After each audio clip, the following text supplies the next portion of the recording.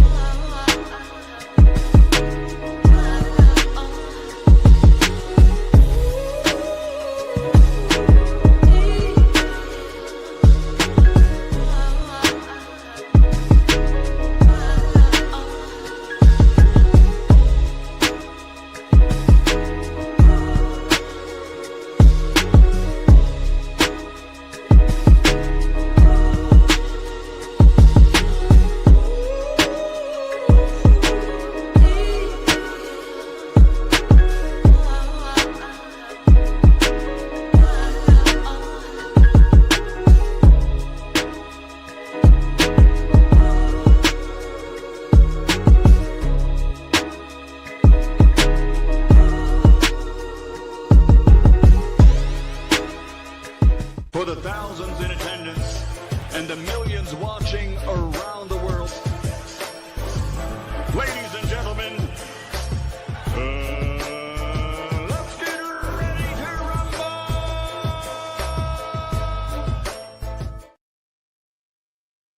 Yeah. What's up, man? It's our boy, Coach Malachi in the building.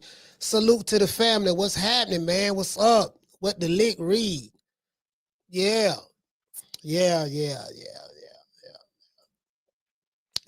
I see a couple of fleas. I see a couple of fleas on my nizzards. I see a couple of fleas on my nizzards on Twitter. You get what I'm saying? Some boys, some hoe ass cunt cooch ass niggas on Twitter, boy. Debo, Dev. He got a lot of fuckboy supporters on Twitter over there. Well, it ain't really a lot of them. It's just like a handful of them. Same circle of motherfuckers. He got some real fuckboy followers over there. He do. I like disrespecting them because they soft. They don't do shit, you know. So. You ain't gonna see them nowhere. So you know, I just like shitting on them and wiping my ass with them and keeping it moving. You dig? Anyway, yeah. Y'all know we've been at this a minute, man. We've been at this a minute. So we already know. We already know how it is. We know how the game go. I piss them off, make them mad. They keep coming back over here watching. nigga told me, I had a whole nigga told me, he told me, yeah, man, you be doing all that unnecessary laughing. I say, but yet you keep watching me doing this unnecessary laughing that you say. Nigga, I'ma laugh. If you don't like it, you was a Debo Dale fan. If you don't like it, fuck you. I don't give a damn. How you gonna watch some shit then complain about the shit that you willfully watching?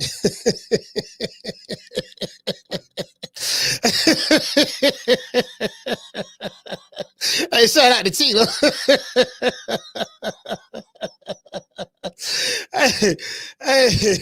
hey, you get what I'm saying? Y'all talking about these some real dick in the booties. I love disrespecting these whole ass niggas. Anyways, hey, shout out to Green Eyes Feet. Green Eyes Feet, what's happening? What's happening, Green Eyes? He said, Coach Debo Dale, I'm coming for the KO. Nah, they spell it differently. They spell that devil. Like devil, like I must do something or you owe me something. Tele devil. You know what I mean? Tele Debo on 15 dineros. You know what I mean? 15 dólares, something like that. You get what I'm saying? They spell it like that, Debo. D-E-B-O. I didn't even realize that. I thought they had to spell like the real Debo. I ain't even all this time. I ain't noticed that shit. They got the wrong. I don't know, man.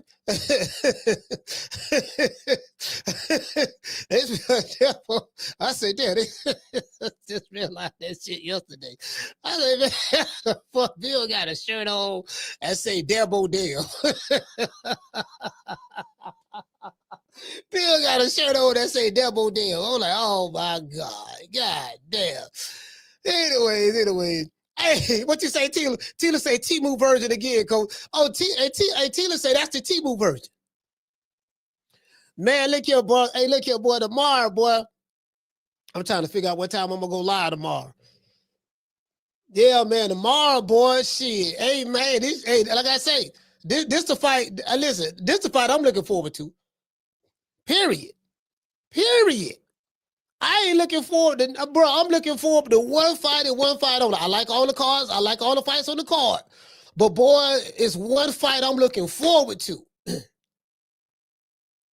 That's that boy from Henderson, Nevada, and that boy from Decatur, Georgia. You know what I mean? Hollywood versus, you know what I mean? Hey man, you know, that's it. I remember back in the day, the last time I saw a big California versus Georgia fight was Sugar Shane Mosley versus Vernon Forrest. Yeah. Yeah. Sugar Shane versus that country boy, that down south Georgia boy, Vernon Forrest.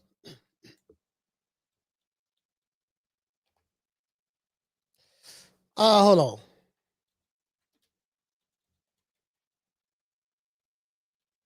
Hold on. I'm trying to, somebody sending me something. I'm trying to see what they sent me.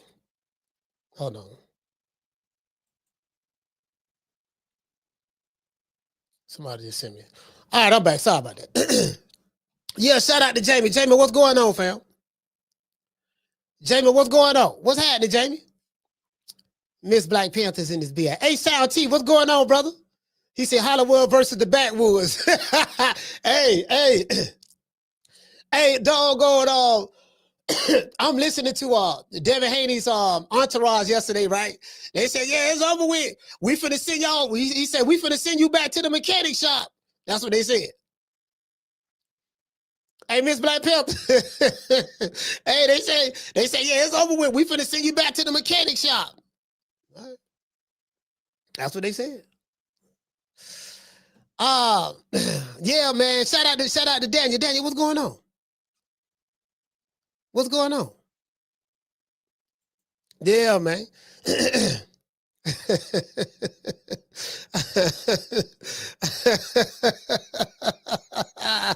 Hey, man, it is what it is, man.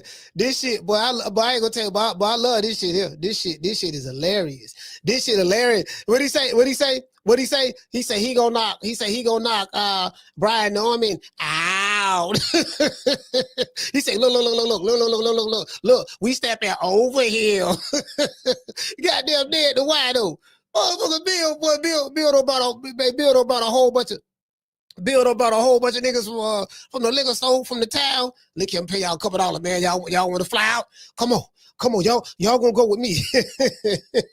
Motherfucker dollar bill, boy. Schooler, what's happening, man? Man, dollar bill funny than motherfucker. Him and goddamn Brian Norman. He high. He high.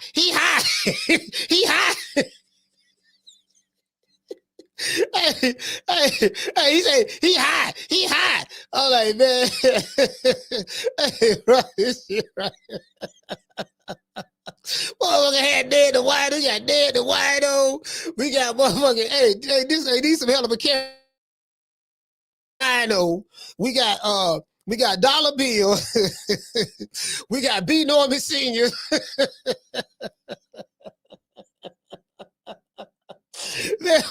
We got it, this shit.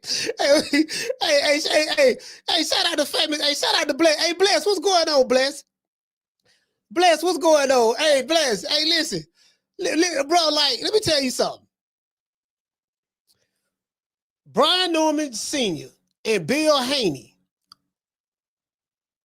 They, bro. Like, it's like how it's hard for me not to like neither one of these guys. Both of these guys are my type of guy.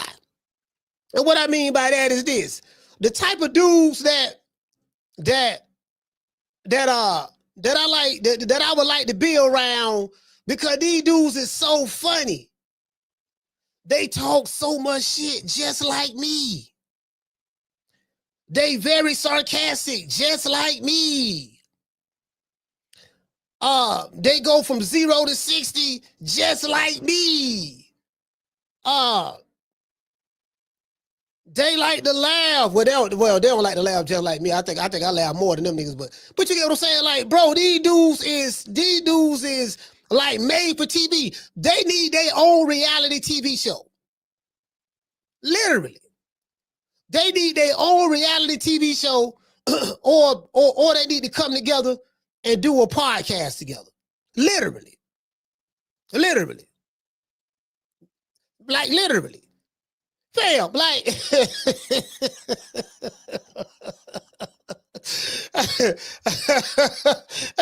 niggas is funny, boy.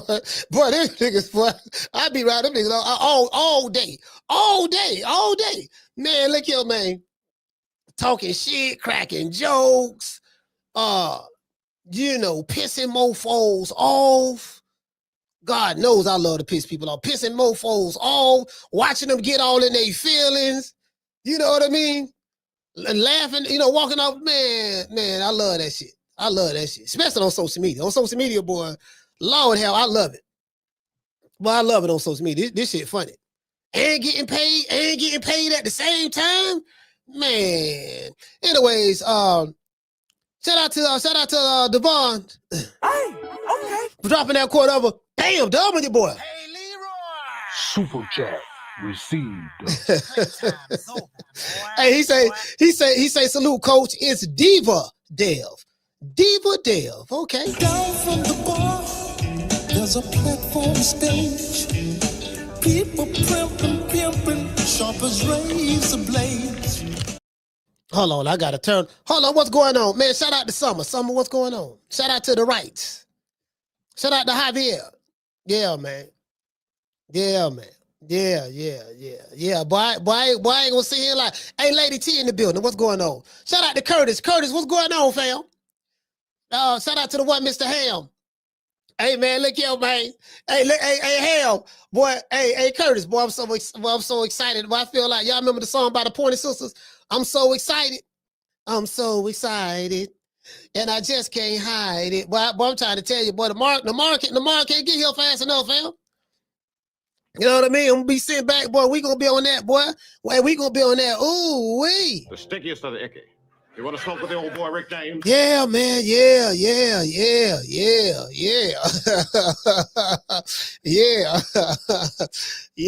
Hey, shout out Rico Naptown. What's going on, fam? Hey, you get what I'm saying? Boy, I'm trying to tell you, boy. The last time we had a great Georgia versus California rivalry or fight. The last time we had a Atlanta versus Cali fight was Vernice Force versus Sugar Shane Mosley. You know, Sugar Shane was that guy back then. Sugar Shane was that guy back then. Matter of fact, let me see. Let me pull this up. Let me pull up Sugar Shane right quick, because I'm trying to see. Shane lost to Rinky White twice. Let me see. Listen. Vernon, I'm looking at it right now, Boss Rec. Sugar Shane Mosley beat Oscar De La Hoya in 2000. In 2000, he beat him. So we got 1, 2, 3, 4 fights in 2 years later. 4 fights in 2 years later. After that Oscar De La Hoya fight, Vernon Forrest gave Sugar Shane Mosley his first loss. Like, for real, Vernon Forrest. He wasn't really that, he got it. Vernon got his name. What took his name to the next level was when he beat Sugar Shane. He beat him twice, back to back. And he ran it back with him. He ran it right back with him 6 months later. He ran it right back with him 6 months later. Yeah, man.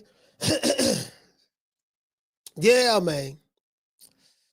CJ from the 504, he say Sam Noakes had a lot of supporters at the weigh-in. Yeah. The fans from the UK travel. The fans from the UK, you know, that's why I say the boxing fans in the UK, man, they very, very different. Like, they travel. You saw that every time Ricky Hatton fought in America. When Ricky Hatton, check this out. When Ricky Hatton fought Floyd Mayweather, bro, some would even say that it was more Ricky Hatton fans there at the fight than Floyd Mayweather fans. Go back and watch that fight. Floyd stopped Ricky Hatton. He stopped him. RIP to Ricky Hatton, man. He stopped him. But bro, it was so many people. It was so many people from the UK there at that fight, bro.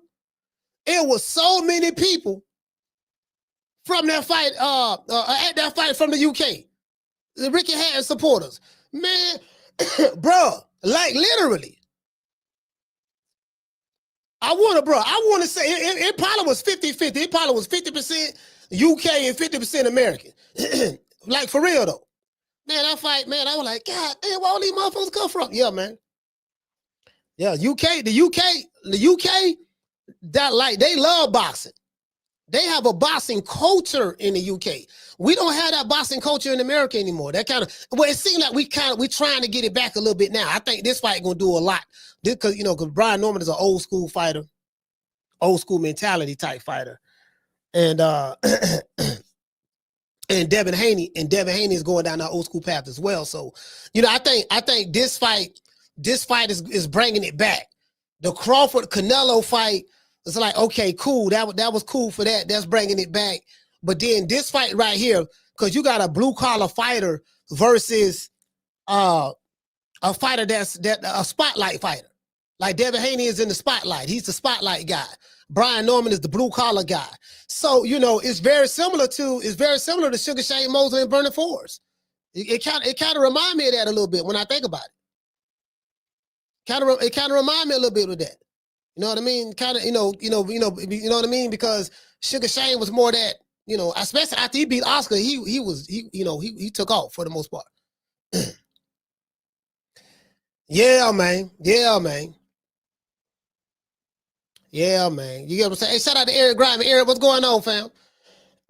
Yeah, what's going on? Yeah, man, you get what I'm saying? So I'm kind of like, you know, shit, the way I'm seeing it. Shout out to Chastity. Chastity, what's going on? Yeah, man, I'm trying to tell you, boy. I'm trying to tell you. And then, you know, you got fighters like Abdullah. He's 21 years old fighting Sam Noakes. You know, so that's what I said. I said that those guys, the fighters that were influenced by Floyd Mayweather, those are the diva fighters. The ones that's coming after them, the Normans, the Masons, the Baron Rodriguez's, those guys who are not influenced by Floyd from trying to be like him, sound like him, talk like him, look, you know what I mean? You know, we doing the green print, and you know, we gonna marinate this fight for so long, and we're gonna marinate this fight, and you know, you're on the wrong side of the street, and you know, you got the, you know what I mean? You ain't fought nobody like that. That era there is kind of like, you know, this era crop right here coming up. Like, I think they might be the one to bring it back for us, fam. Now that I'm sitting here thinking about it, I'm really thinking that the young dudes, not the ones who the Mayweather era young fighters, not those guys. I'm talking about those, the like I say, the Bams, the Normans, the the Masons, those guys. I think they bringing it. They not social media fighters.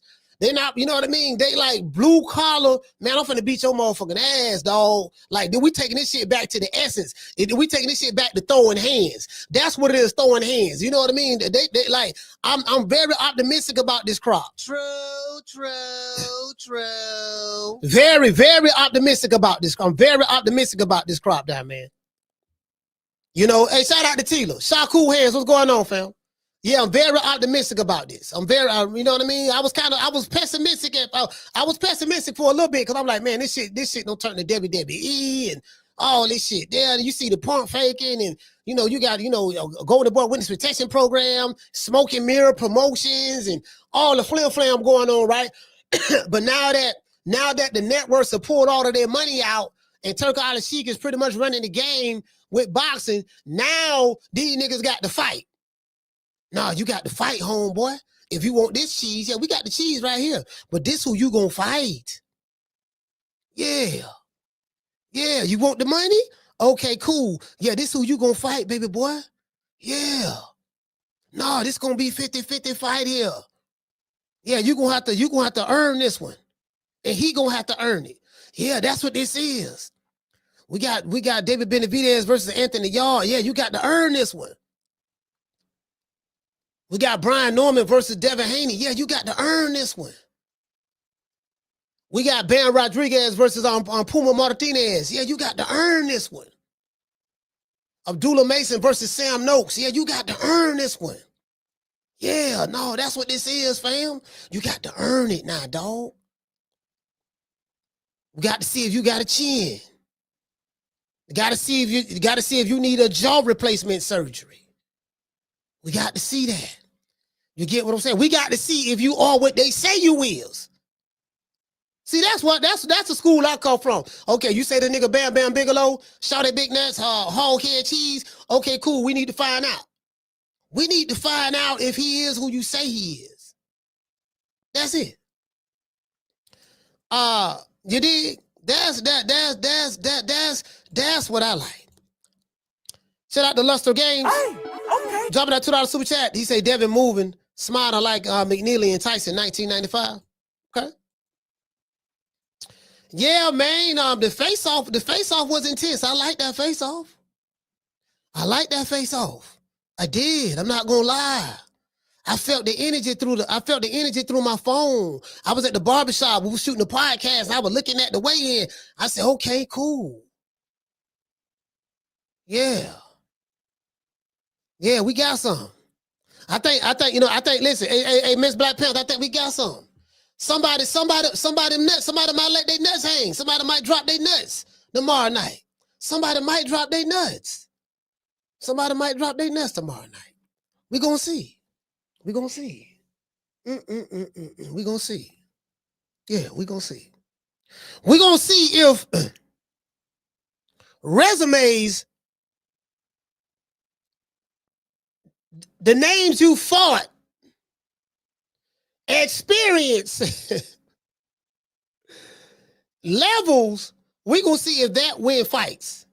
We're going to see if levels, resumes, big name fighters, experience, we're gonna see if all that win fights tomorrow night. We're gonna see if that's gonna win a fight tomorrow night. I heard this before. I heard this before on multiple occasions. And the outcome is always the same. True.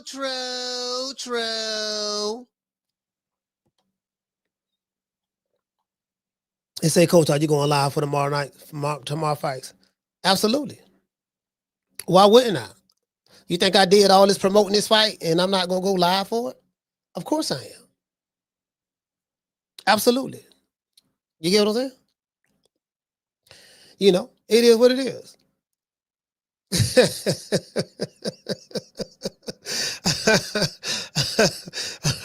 We're going to find out. We're going to find out if resumes win fights. I ain't never seen a resume win a fight, but, I always say that over here. Y'all know we've been saying that over here since the beginning. I ain't never seen a resume whoop no goddamn body. Because that shit's subjective. I ain't never seen, experience always win. That's subjective. I ain't never seen who popularity win. He more popular. Yeah, I ain't never seen popularity win. Not no fist fight. In a fist fight, don't none of that shit matter in the fist fight. I'm just saying, since I've been watching boxing, you know. But who am I? What do I know? I just got a GED. Anyway, yeah, we gonna find out. We gonna find out because I'm anxious to see. I want to see this shit. See, I remember. See, this is what I remember, right? Hold on. Where's my friend at? Where's my friend? My bigoted little friend. My cute little bigoted little friend. Where is she? Where is she? I will find her. I will find her. Yeah, I will find her. Where are you, Liza? Liza, where are you? Where are you, Liza? We need to get this show started, Liza. I'm finna get ready to get this show started. Drop these phone lines. I got to read my opening monologue. Liza, where are you?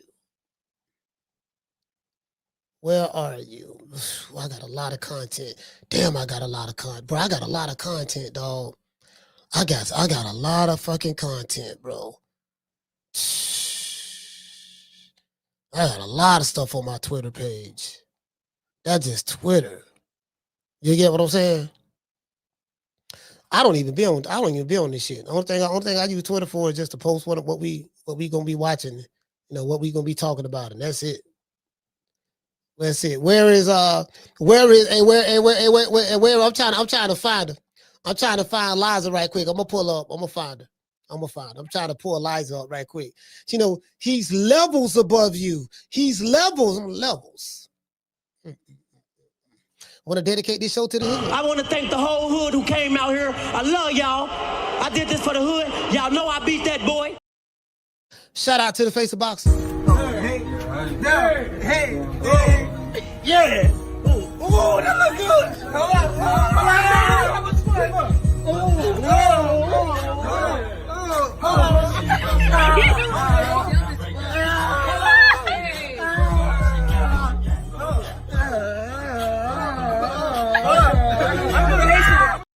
It's something I'm gonna share with y'all after the fight. After the fight, it's something I'm gonna share with y'all. You know what I mean? Something I'm gonna share with y'all. Hey, oh yeah, I see that. Oh, somebody just sent me something. I said, oh, that's the picture of the dude from Chicago. Yeah, you earned them bullets there, boy. You earned them bullets. Oh, what this nigga name? Basil. Somebody said was late the rest of Chicago. Yeah. You earned them bullets. Some dudes. Hey, listen, you know what? Some dudes, when they be out there wild and doing that old crazy shit, like some dudes like who get shot up, they earn them bullets. They earned them like they was begging for them. Like the boy out of Jacksonville, Julio. I was looking at some of the, I didn't know who the hell he was till he got smoked. Then I went back and looking at some of the old videos he did and stuff like that, him and some other dude out of Jacksonville named Young and Ace and stuff. I said, man, y'all, you at another dude grave site shooting a video at another dude grave site. You say your ops. I was like, oh man, yeah, bro, you and both of them did it to each other. I said, yeah, man, you asked for them, but oh yeah, you asked for them. Yeah. I understand, dog. I understand. I get it. I ain't saying it was right, but yeah, I get it. You asked for them, boy. Shit, these niggas be asking for this. Lord have mercy. That's why you can't cry for him. Hey man, he know what it was. Anyways, Brian Norman versus Devin Haney, ready for war. After perfect weigh-in. It was the perfect weigh-in. Brian Norman Jr. and Devin Haney both made weight today. Brian Norman weighed in at 146.12 pounds, right there at the limit. And Devin the Dream Haney weighed in at 146.6 pounds. This means we have a fight. Somebody has to go. You get what I'm saying? Devin Haney called Brian Norman a bum, and he said that he's levels above him. Devin Haney also said that he's going to make it look easy, and he's going to handicap Brian Norman. Brian Norman says that he understands that he can't leave it to the judges. I can't leave it in the judges' hands because he doesn't trust them. But all the talk is over, and we're going to see if the suburban kid from Henderson, Nevada, can show the country boy from Decatur, Georgia, that he's on a different level. As for me, I'm excited about this fight, and it's time to put up a shut up. Today's show is sponsored by the one and only Foster's Barbershop. If you are in the city of Temple, download the app Booksy. That's BOOKSY, Booksy. Foster's Barbershop is located right here below at 1923 West Main Street, West Tampa, Florida, 33607. Let them know that Coach Malachi sent you. You will receive a 10% discount. Let's give our sponsor a round of applause.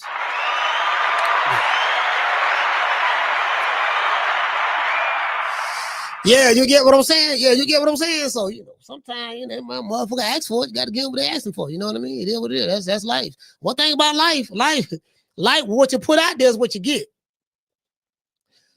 That's how life works. This shit rotate 360-degree circle where it spins. It spins 360-degree circle while it's rotating around the sun. Like this shit, what you put out there gonna keep coming back to you. You know what I mean? No matter what it is. So, if you a whole ass nigga, whole shit gonna keep coming back to you. If you a F nigga, F nigga shit gonna keep coming back to you. You know what I mean? So that's what if you a real guy, real shit gonna keep coming back to you. That's how it works. That's how it works since I've been on the planet. So from what I've seen, my personal observation. You get what I'm saying? So it is what it is. Before we get into the show, we got to give a shout out to my main man, and we want to dedicate this to the hood. I want to thank the whole hood who came out here. I love y'all. I did this for the hood. Y'all know I beat that boy. Y'all know we did this for the hood, and shout out to the lovers out there. Today is Tenderoni Fridays, and shout out to the lovers. Y'all get to call the show and tell me who you got. You did. Make it last. Make it last forever. Don't let I love you.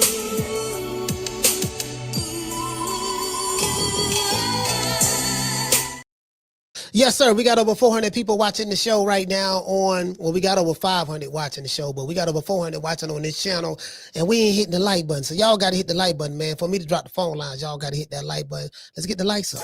Good evening, everybody. My name's Funk K, and thank you for watching True Media Podcast with Coach Malachi. True Media Podcast. Did I say that right? Huh. Well, anyway, I got a question I want to ask. Why is it so hard for y'all just to simply hit that damn like button? Huh? Huh? Now, Coach Malachi get up every day entertaining y'all when he could really been going out there chilling with his family, eating some neck bone and rice or something like that. But instead, he chose to come up here to entertain y'all, and y'all ain't hitting the like button. Now go hit the like button. Why you ain't hit that like button? Huh? Go hit that like button with your hard head cheese looking self. Coach Malachi doing a hell of a job. The least you can do is hit the like button, y'all. Oh yeah, and another thing we got too, you know what I mean? If you are a YN and you about that life and you like doing dumb shit, gangster shit, you're gonna need a bondsman. Cause when your ass go to jail, if you make it to jail, when your ass go to jail, the judge may give you a bond and you're gonna need somebody to come get you. Get in contact with my good folks right here in Tampa, IT Bail Bonds, if you are in this city. Sitting in the county jail right now for child support, driving on a suspended license, or a missed court date. Don't even trip. I made one phone call to IT Bail Bonds, and they had me out the same day. No judgment, no games, just real people who move fast. If you or a loved one is locked up in the city of Tampa, call IT Bail Bonds at 813-231-2663. IT Bail Bonds is located at 6201 East Hillsborough Avenue, Tampa, Florida, 33610. IT Bail Bonds. When freedom is on the line, call IT. Yeah, goddamn, when freedom on the line, call IT. Don't motherfucking call me, goddamn. You out there doing that dumb shit, nigga. Don't call me, call IT. True. Yeah. I've been there before. Trust me, I've been there before. Trust me, I have. I've been there before. I know how it is. I get it. You know what I mean? It's your turn. It's your turn now. It's your turn. You know what I mean? You got to lay down the wear it. I wore it. You had to wear it. You got to wear it too. Lay down the wear it. It's your turn now. Anyways, Shout out the doggone Go Rush. Go Rush, what's going on, fam? Mr. Tomato Can in his BI. Hey, you know what? Hey, Mr. Tomato Can, check this out. I was sitting there looking at the doggone, the face off, right? I was like, man, you know what? It's just the electricity for this fight. That fight right there, bro, has a different energy. And we done such a magnificent job with this Debo, Dev, and Fire campaign, how we were pushing the P and really putting it out there and just hyping it up. We hyped this motherfucker up like Flavor Flav and Chuck D. We was on this motherfucker, man. Like, you get what I'm saying? I'm very proud of us. I think that we played a huge part in the twicity that was going on stage. I think we played a big part in that because we influenced a lot of things from right here, fam. To this day. True. I don't care what a nigga say. I know what our impact has been. Can't nobody try to diminish anything that we do over here. You know what I mean? I don't believe you. You know what I mean? You get what I'm saying? You know, and those are the facts. You dig? Shout out the doggone Ruben Allen. Ruben Allen, what's going on? Someone say what's good. Green Eyes P in this? Yeah. For real though. You get what I'm saying? Shout out to F Society. F Society, what's going on, fam? Legacy in this BI. Marcus is in this BI. Miss Black Panther's in this BI. Let's look at this weigh-in. I loved it. Man, I loved it, dog. Like, you get what I'm saying? And that shit, and guess what? Y'all remember, you know what really set it off? What really set it off was this. Right here on this show. When Bill Haney and a lot of people don't know where it started at. I heard Sean Zytel talking about it, but he don't know where it started at. It started right here on this show. When Bill Haney and Brian Norman was going at it on the phone and that shit went left. And I had to bring it back. I had to bring it back to the center. And Brian Norman was just in the hospital with his mother. She's dying of stage 4 cancer. She passed away. And Bill say, F your mama. F your mama. F that such and such. Something he said. And then Norman was like, oh, that's what we doing? He said, you know what? I ain't gonna even go there. Now, Bill didn't know that if the mother was still alive or if his mother was in the hospital suffering from stage 4 cancer, was dying. He didn't know that. You know what I mean? But that's what set it off right here. When I interviewed Brian Norman Jr., he said, yeah, man, the man said something about my grandma, this and that, yada, yada, yada. That started here. That started right here. Facts. That's where it started at. See a nigga, see what it is. See, we gotta let it be known. We got the receipts. I got the receipts on my channel. We got the receipts. We gotta let it be known because people are trying to rewrite history. We're not gonna let them rewrite history. You get what I'm saying? They'll try to do that. You get what I'm saying? They'll try to do that. But we're not gonna let them rewrite history. You get what I'm saying? So yeah, man. Hold on. Let's pull up this Lord have mercy. I love this shit here. Hold on. What? Okay. Let's get back right here. What's going on? What is it? Hold on, I'm trying to pull it up. I have it right here. Oh. Okay, that's that right there. That's not what I'm looking for. Hold on, let me pull it up. I have it right here, y'all. There it go right there. There it go. Here you go right here. Boy, it's the twicity for me. It's the twicity. What fight on this stage feel like this? For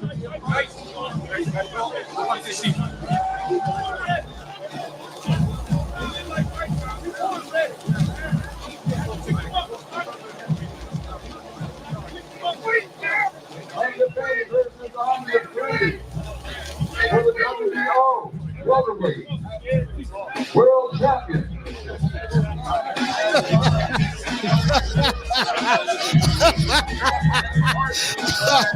Hey, both men in great shape. Both men in great shape. Both men in great shape, boy. Lord have mercy, boy. Lord have mercy. They got me against the world playing in the background. I'm trying to overtalk. As a matter of fact, let me turn this down because I don't want YouTube tripping. I don't want YouTube tripping. Yeah, I'm just sitting there looking at there. Both men, boy, I'm trying to tell you, boy.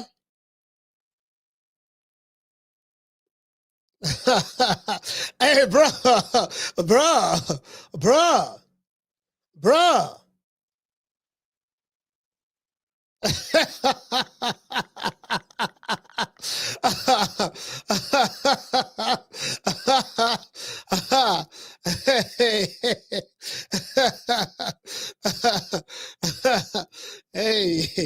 Hey, I like it, man. I like it. Look at Eddie Hearn back there. Look at Eddie Hearn back there. Look at Eddie the Hitman. Eddie the Hitman Hearn back there. Eddie the Hitman. I just realized that was him back there. Eddie the Hitman Hearn back there in the cut. He back there in the cut back there. Eddie the Hitman Hearn back there in the cut.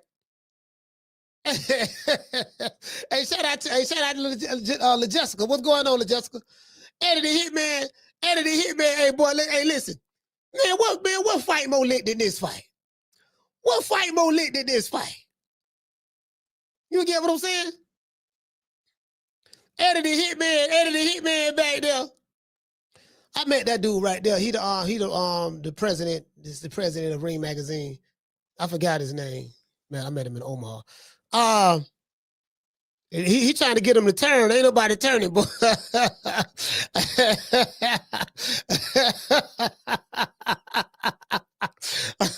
Somebody coming to go 12 rounds and somebody coming for a stoppage. That's all I'm gonna say.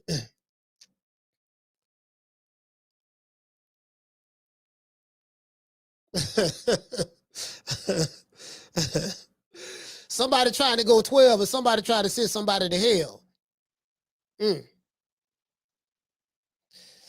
I'll let y'all figure that out. Look at Eddie Hearn. Look at Eddie back there. Look at Eddie back there. I'm looking at Eddie Hearn right here. Look at Eddie. Hold on, I can barely see his face.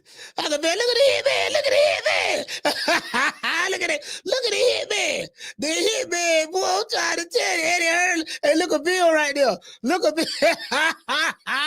Hey. Boy, I'm trying to tell you, boy, tomorrow night. You did? Tomorrow night?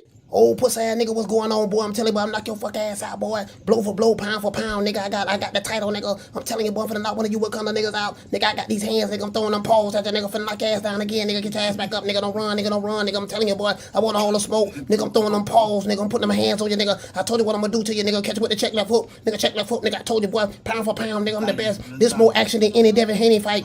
Put these paws on you, nigga. I told you, I got your back up, nigga. I got your back up. Nigga, watch that check left foot, knock your ass down again, nigga. I'm telling you, boy, it is what it is, nigga. I'm gonna make it do what it do. I'm telling you, boy, we ain't even playing over here, boy. Boy, hey, man, look here. One thing we won't be doing. Hey, who you think it is? DJ Quick? Who you think he is? DJ Quick? No, huh? No, I ain't saying Kid Capri? I didn't say that. Oh, you must be Jimmy Walker. Blue, you ain't nothing. You don't deserve nothing. You don't get nothing. You get what I give you. I got a contract between me and you that say you do what I tell you to do.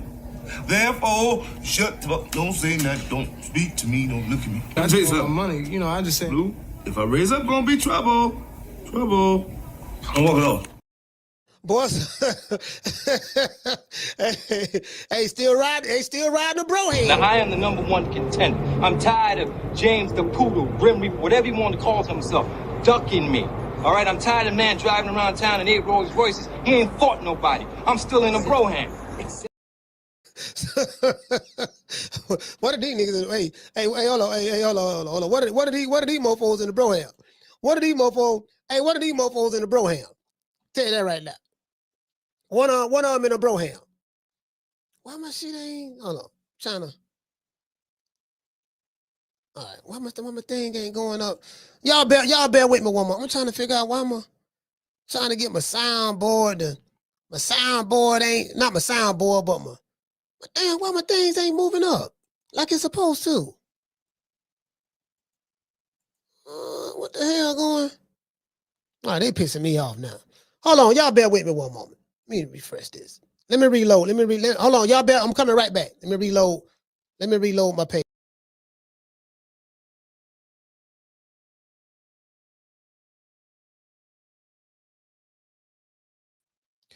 All right, I'm back. Hold on, let me make sure y'all can hear me. Y'all give me a thumbs up if you can hear me, because I had to reload my page right quick. Trying to figure out. Okay, there you go. There you go. All right, my bad. It's back now. Y'all give me a thumbs up if you can hear me. Shout out to Felicia. Felicia, what's going on? Tila, you gave me a thumbs up. She said, okay, cool. You get what I'm saying?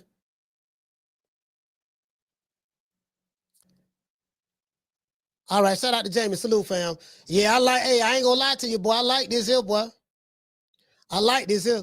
You know what I mean? Like, I like this here. I feel the twicity. And this is what I'm saying. What I'm saying is,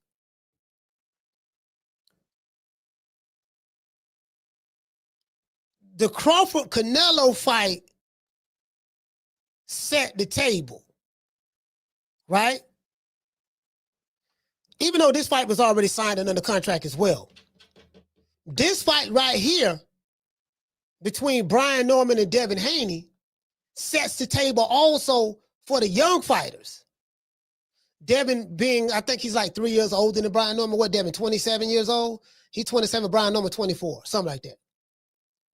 So Brian Norman represent that young crop of fighters. I think he younger than Bam. I think Brian younger than Bam.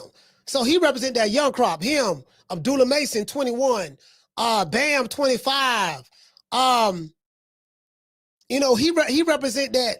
He represent that young crop of young fighters. It's like, yeah, man, like, no, my nigga, we gotta get active. We gotta take this shit back to to the essence of it, to the essence. This shit don't got too social media. This shit too much about Instagram followers and what your hairstyle look like and what type of clothes you wearing and how pretty your veneers are and do you have diamonds in your teeth and all that stuff there. These young niggas like, no, we ain't. No, we gotta get away from the fugazi. We gotta get this shit back to where it's supposed to be.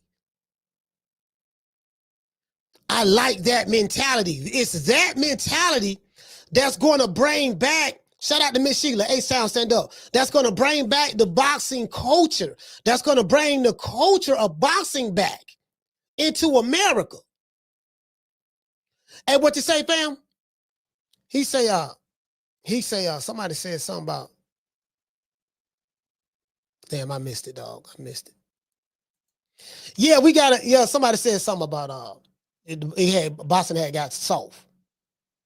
Over here and everything, right? Over here. You call somebody out, oh man, he crowd chasing. You have, again, all of this came after the Mayweather era. But I told y'all, when I started this podcast, I said, man, I don't remember boxing fans ever being like this. We never gave a damn about who the promotional company was. We just wanted to see the fight. We didn't give a damn about which network the fighter fought on. We just wanted to see the fight. This era, this is the 60-40, 70-30, 80-20 era. Remember, but we brought law and order to boxing. Because I see a lot of these big YouTube channels who was pro PBC, pro Golden Boy, pro certain channels, pro certain pushing certain narratives, saying certain fighters. They were taking the position of the promotional company. And I went to talking about, man, I ain't never seen a resume win no fight. What the fuck does a resume got to do with winning the fight? We came up with commandments. I went to talking about my boxing criteria. I went to talking about, man, we don't care nothing about no social media followers. We did that here. You know, who gives a damn how many Instagram followers he got? That don't mean he can throw some hands. That don't mean he gonna whoop this dude. We did all that over here.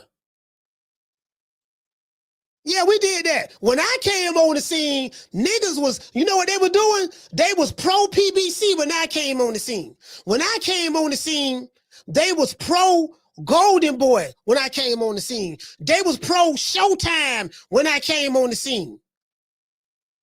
That's what was going on when I came on the scene. I came on the scene and bust all that up. Now them same dudes, I ain't gonna say no names, but them same dudes, now they sounding like me now. True, true, true. I got the receipts. 2021, 2022, 2023. Just pick one of those years in my playlist. 2024, just pick in my playlist. You did? You know what I mean? You know what I mean? I gotta tell it. I don't care who I offend. I don't give a damn about that. I gotta tell it. Who got commandments? We got commandments. Who got a boxing criteria? What I told y'all what my boxing criteria was? Should not know it by heart. Same piece of paper I wrote it on. Let me see. Level of competition. Had it written down. I don't know what I did. Oh, here it go right here. Same piece of paper. Level of competition. Who you fought? That's one of them. How many top 10 fighters have you fought? This is how I judge a fighter. Did you dominate the weight division if you stayed there for a long time? How many career-defining fights have you had? And did you fight the best in the division? So this kind of give me a barometer, and there's a couple of more things I can add on there as well, but that gives me a kind of barometer for how to judge a fighter without me being emotionally invested in them. I judge them based on those criteria. And I look at circumstances like, okay, he may not have been able to fight all of the top guys, but could it been, did he come up in the wrong side of the street era? Well, if he came up on the wrong side of the street era, then that side of the street who had the fighters did not want to do business with you because you was on the other side of the street with a different promotional company. So I got to factor all that in as well. But when you finally did fight the guy who they said was the man, what did you do to him? Oh, you destroyed him. Oh, okay, cool. So that you know what I mean? And you get extra credit. See, you know who get extra credit with me? This who get extra credit. The dude who they say ain't fought nobody. The dude who they say don't have the experience. The dude who they say ain't fought nobody, ain't got the experience. The dude who they say ain't fought nobody, ain't got the experience. They're levels above him. The guy that he's levels below me. That guy right there gets a whole lot of credit when he beat a guy. That's why I gave, when he beat a guy that's supposed to be all this. That's why I gave Crawford all the goddamn credit in the world when he beat Canelo. Because according to what was being said, Canelo was levels above him. He fought the better competition. He got the better resume. He's the bigger name. So just based on all of that, he should win, right? Wrong. True. Wrong. He did the heavy lifting. He the bigger fighter. That dude too small. Yeah, I really look at that fighter.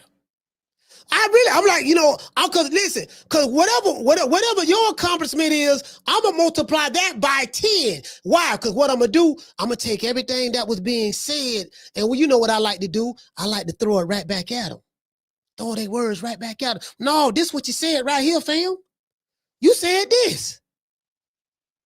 I love it when they call the show. I ain't gonna say no names. White dude from Baltimore.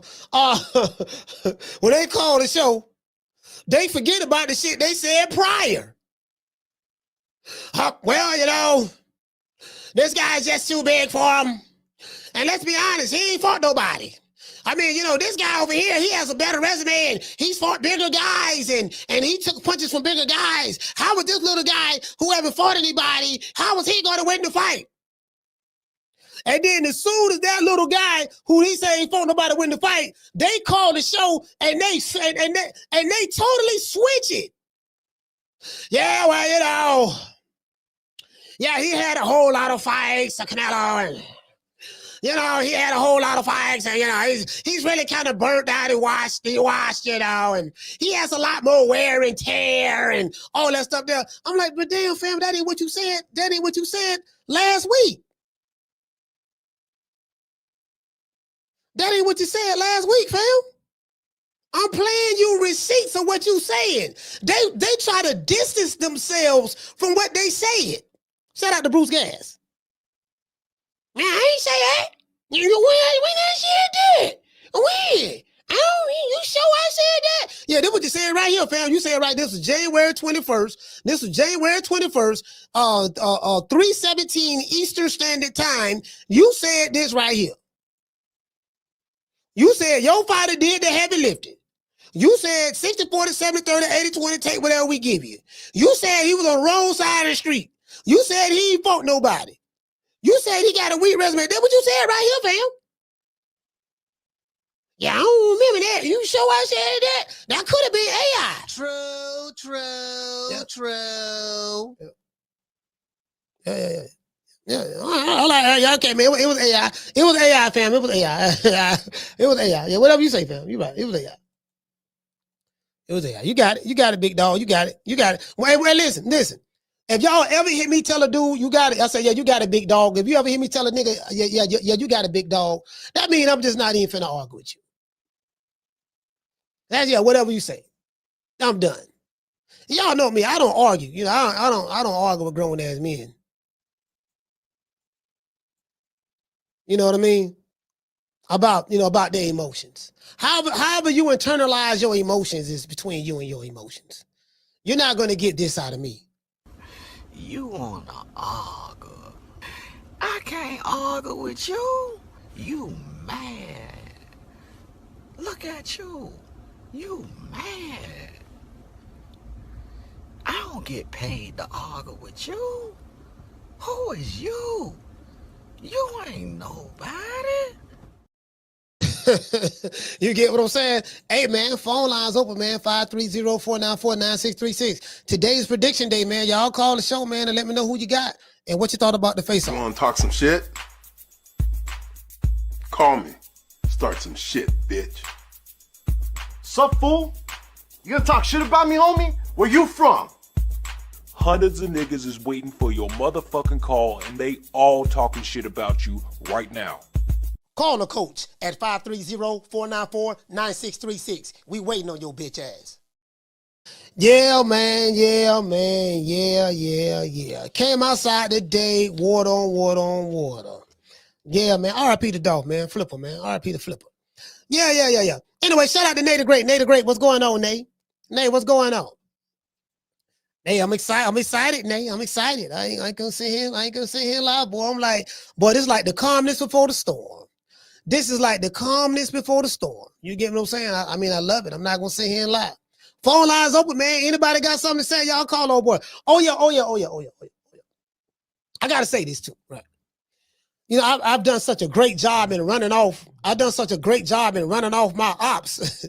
They don't even call the show no more. They like, man, dog, you know what, dog?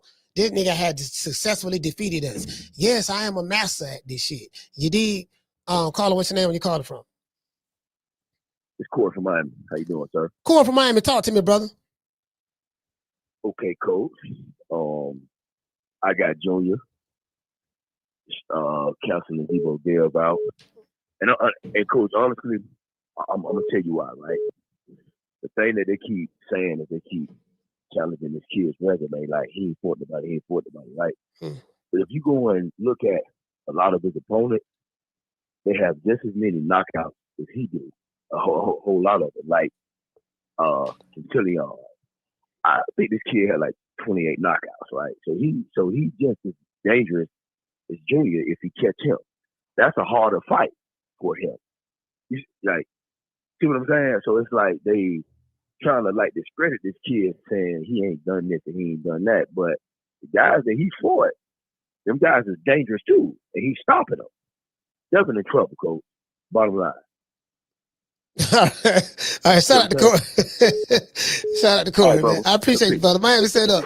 This is Devin in trouble. Hey, I'm just, you know. Yeah, man. Yeah. Carla, what's your name you called it from? What up, coach? Yeah, AB, man. AB from ATL, talk to me. What's good, player? Hey, Debo. Hey, go on, get your skirts ready. Get your panties ready. So tomorrow, boy, when you put that boy on that grill, we gonna glaze that nigga ass, boy.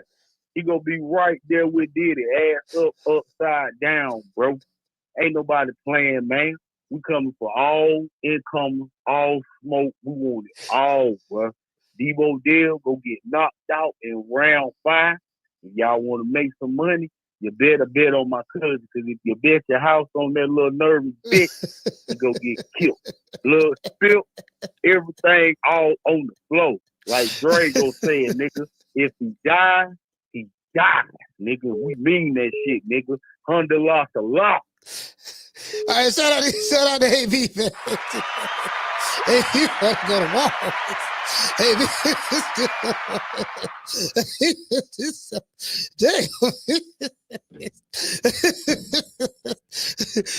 Carla, what's your name? Where you calling from? What's poppin', coach? This is Prince out of West Texas, man. Man, Prince out of West Texas. Talk to me, brother.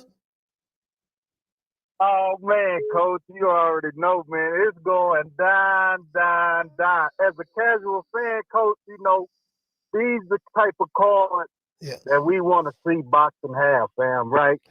First off, I'm going to start a little controversy from yesterday's show, coach. Hopefully you don't get too mad at me and block me and kick me out, right?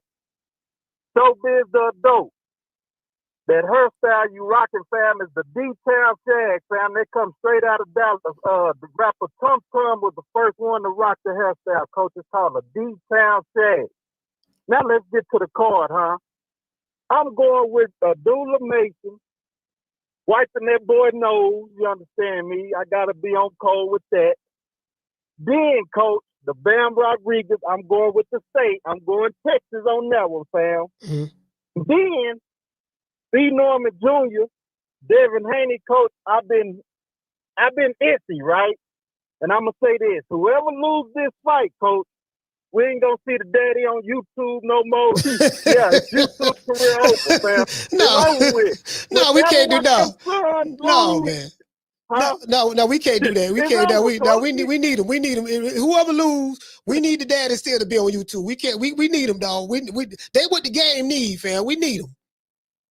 Yeah, I agree, but after all the talking and all of that there, coach, I think, you know, Bill Haney went into hiding a little bit.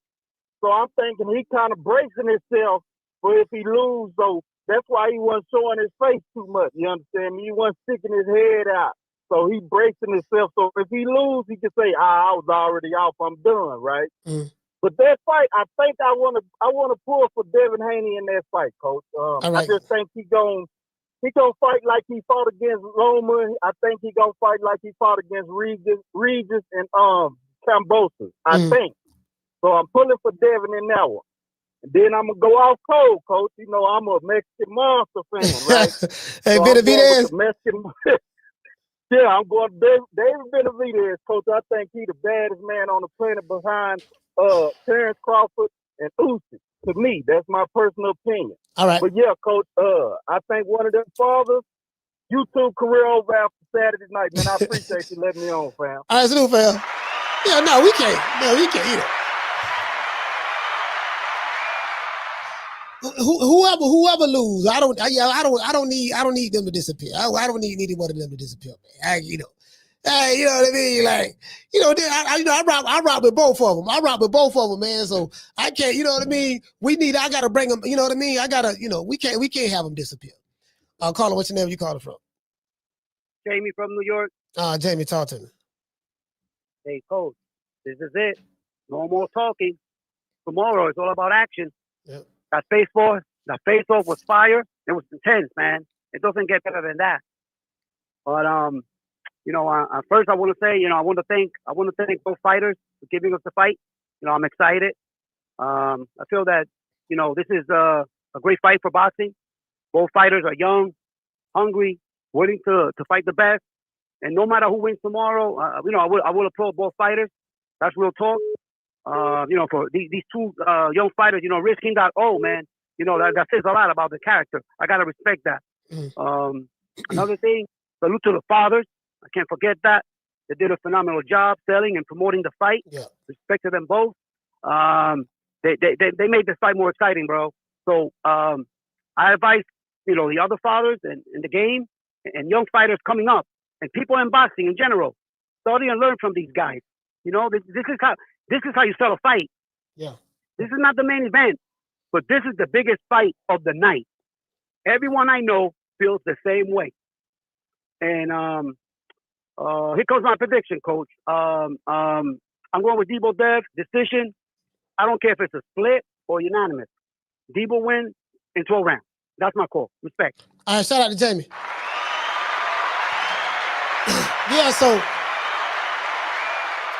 Yeah, man. So it's like, you know, they like Bill Haney and Brian Norman is what the game needs.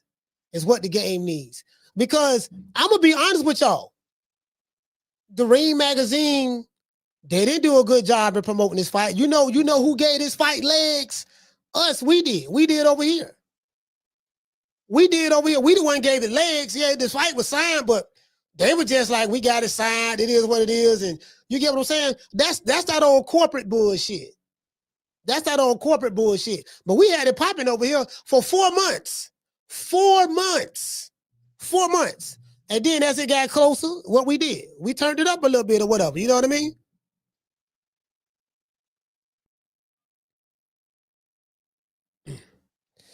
Caller, what's your name? Where you calling from? What's up, Coach? This is Damon from Detroit. Damon from Detroit, talk to me. Debo Dev and had some people change his pick today. I see with the face off. Man, Debo inside. What you say, Coach? I'm still going with Brian Norman. I don't think Devin got enough to keep him off of him, just like I feel like if Shakur fight the right person, you got to be able to keep people off of you. I ain't seen Dev be able to neutralize nobody. Yeah. To keep a fighter like Brian Norman off of you, you got to make them feel it. So, shit, Santillan was landing punches. Randall was landing punches. I ain't seen nobody deter that man from pursuing and coming inside.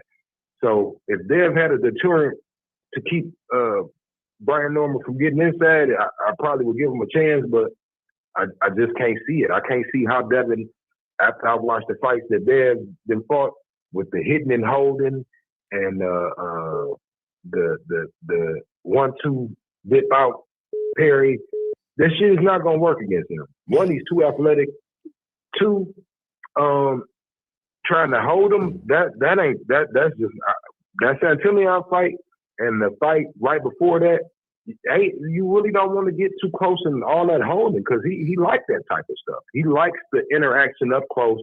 He loves to bop, grab your hand, throw a punch behind it. He's good at that. So they've got to stay distant.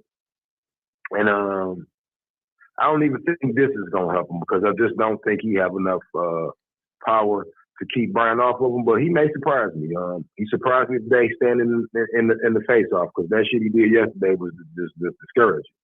So hopefully we're going to get Debo Dev tomorrow night and we get a good fight. No matter what, I just want to see a good fight, and I would love to see Dev hold his ground and stay in the pocket, but I just don't think that's a smart game plan. I mean, I've seen him rocked by lesser punchers. So yeah. All right, shout out to David, man. Detroit, stand up, fam. Salute, fam.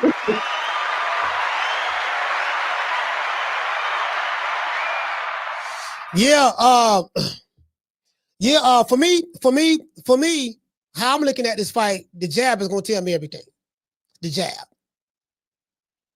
Whoever the jab is gonna tell me everything. I want to know who's gonna be the one to establish their jab. I'm talking about a stiff jab, power jab. That jab that when it hits you, it knock your ass back a foot or two or whatever. You get half a foot or whatever. I'm looking at the jab. The jab is the most important punch in boxing, which is the jab, the fundamentals. I'm looking at the jab. That's what I'm looking at. That's what I'm looking at. That's gonna tell me everything. I'm looking at jab, footwork, and timing. Jab, footwork, and timing. You know what I mean? You know, I can see Devin, sitting there trying to move his head side to side or whatever, fainting, trying to get Norman to react to some shit so he can tag him with a 1 or a 1-2 and then dance out the way and don't let him touch him. You get what I'm saying? So I can see, I got to, and this is kind of like how I visualize the fight going. And then I say, you know what? But if this boy got a jab and he's stepping, then he may revert to the other style with the Jose Ramirez. So, but I think I don't know, man. I don't know. Maybe I don't know. Maybe he gonna hold his ground. Maybe he gonna drop his nuts. This might be the drop his nuts on fight right here. Dale might drop his nuts on this fight. I'll call him. What's your name? You call him? What's up, Coach? This is Rico from Naptown. Rico, Naptown, talk to me. Man, what's going on, man? The caller that just called, man, he was on it, man. Dave got, I sat there, I'm not there, but normally I sat there and was watching last night. They only got a couple fights on YouTube, claiming that when a couple highlights and stuff like that, but man, he got some defense. He got footwork, you know what I'm saying? He knows how to slip with the punches and everything, bro. They're gonna have a long night, man. It's gonna get ugly. Not only that. Hey, Rico, do you have me on the Bluetooth, fam? Because I can't hear you. You sound like you're mumbling. But, yeah, I was saying that, I was watching a couple of his fights, you know what I'm saying? And, highlights and shit like that. And he knows how to roll and slip. He does catch punches, and he knows how to catch fighting the inside. I'm talking about Brian Norman, you know what I'm saying? So they're gonna have a long fucking night, you know what I'm saying? The only way he's gonna be able to do anything with Brian Norman is if he fights on the outside jab, take move, you know what I'm saying? I don't see him being stronger than Brian Norman, trying to grab him. Dude's gonna end up, you know what I'm saying, throwing you to the rope, fucking him up. I mean, that's how I see it, Coach. I don't see this fight going no other way but him running around the whole night, man, and trying to just last 12 rounds if he can get there. All right, shout out to Rico on Naptown. And then the face-off, I seen the face-off, man. Brian Norman won that face-off already, you know what I'm saying? It was the stare down, you know what I'm saying? His eyes, you can see in his eyes like he got dogs in him. He's coming to kill you, not playing with Devin, man. And Devin just looked kind of still nervous. He didn't go up here dancing. He wasn't doing Chris Brown. He still looked kind of nervous, though, man. I feel bad for that boy. All right, shout out to Rico. Yeah, my pick for tomorrow is Devin going to probably last about 11 rounds. I don't think he's going fast. All right, shout out to Rico Naptown. Salute, fam. I got you.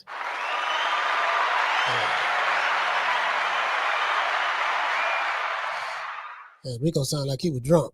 Caller, what's your name? Where you calling from? Brown Diamonds from DC. What'd you say? What's your name is, fam? This Brown Diamonds from DC. Can you hear me, Coach? Yeah, you say Brown Diamonds? Yeah. Brown Diamonds from DC. Talk to me. Man, hey, Slim, I got Norman Bates by Axe, yo. got Norman Bates by Axe, all that Diddy shit over with. It's a new Earl, like you said. Man, 1 minute I see Young and up there sounding like Muhammad Ali, Roy Jones mixed with George Foreman, talking about eating sweet potatoes. Then the next minute, he looking like an axe murderer up there dead. Dead was hyperventilated. I rewind that about 5 times. The boy going to sleep, man. He can throw his flick that jab out there and all that. He's going down. But yeah, it's a great fight, great energy. I'm excited about this one because it kind of got that, like you were saying, that throwback feel to it. You know what I mean? And it got all that, you know, that social media entanglement with it.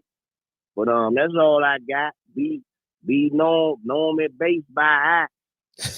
All right, shout out to Brown Diamond. Salute, fam. Hey. Yeah, man.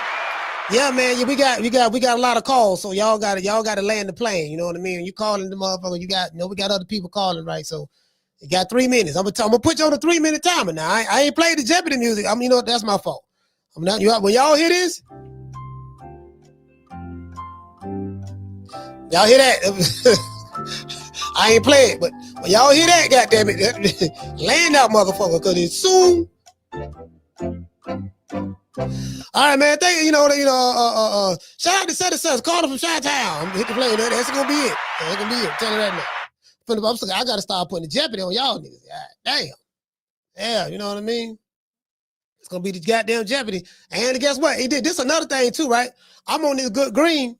So I'm on this good green. That's why I gotta look at the phone, look at the timer sometime, right? I'll be on this good green because like sometimes when a person be talking for a little bit, it actually seems like they're talking longer than it seems like they're talking longer than what they actually are.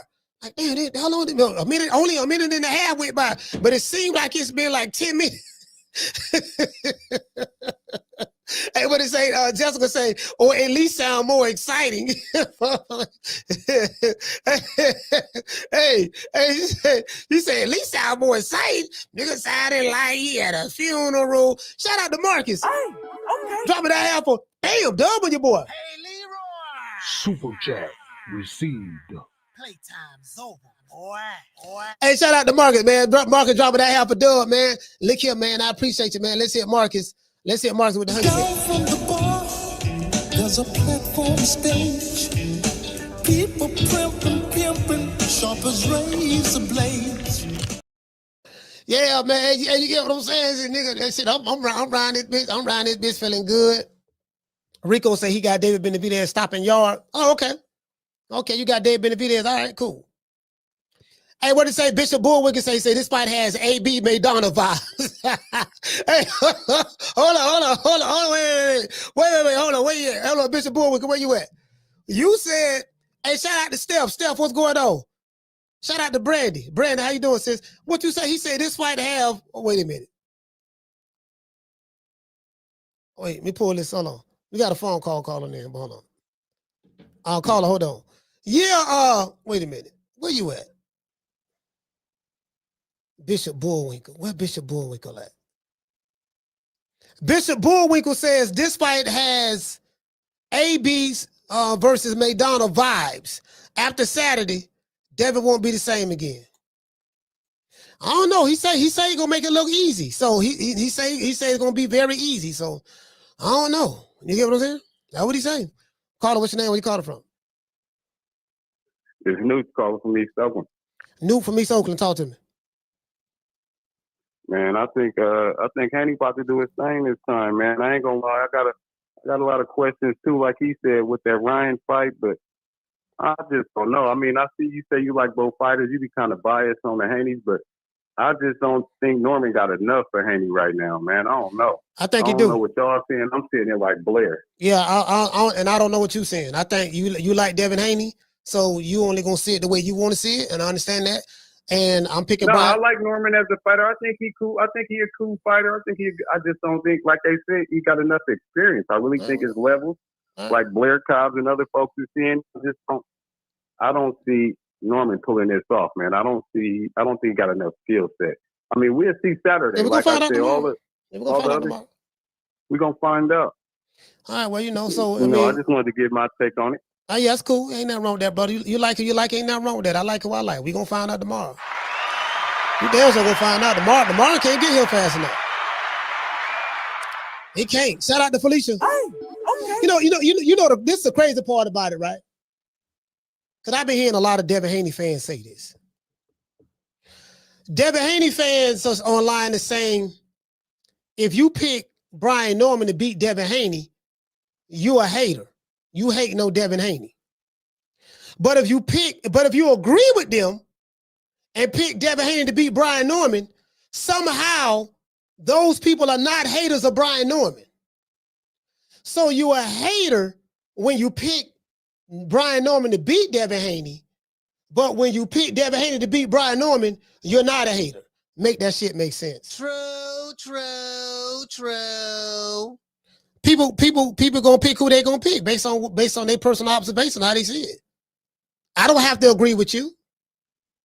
I don't have to agree with you. You don't have to agree with me. It's called free will. We gonna find out tomorrow. It's that simple. Shout out to Felicia. Hey, okay. Dropping that handful. Bam, dub on your boy. Hey, Leroy. Super chat received. Playtime's over, boy. She said I'm rooting for Didi because he needs to call Mama and ask her if he can borrow those 5 styles tomorrow.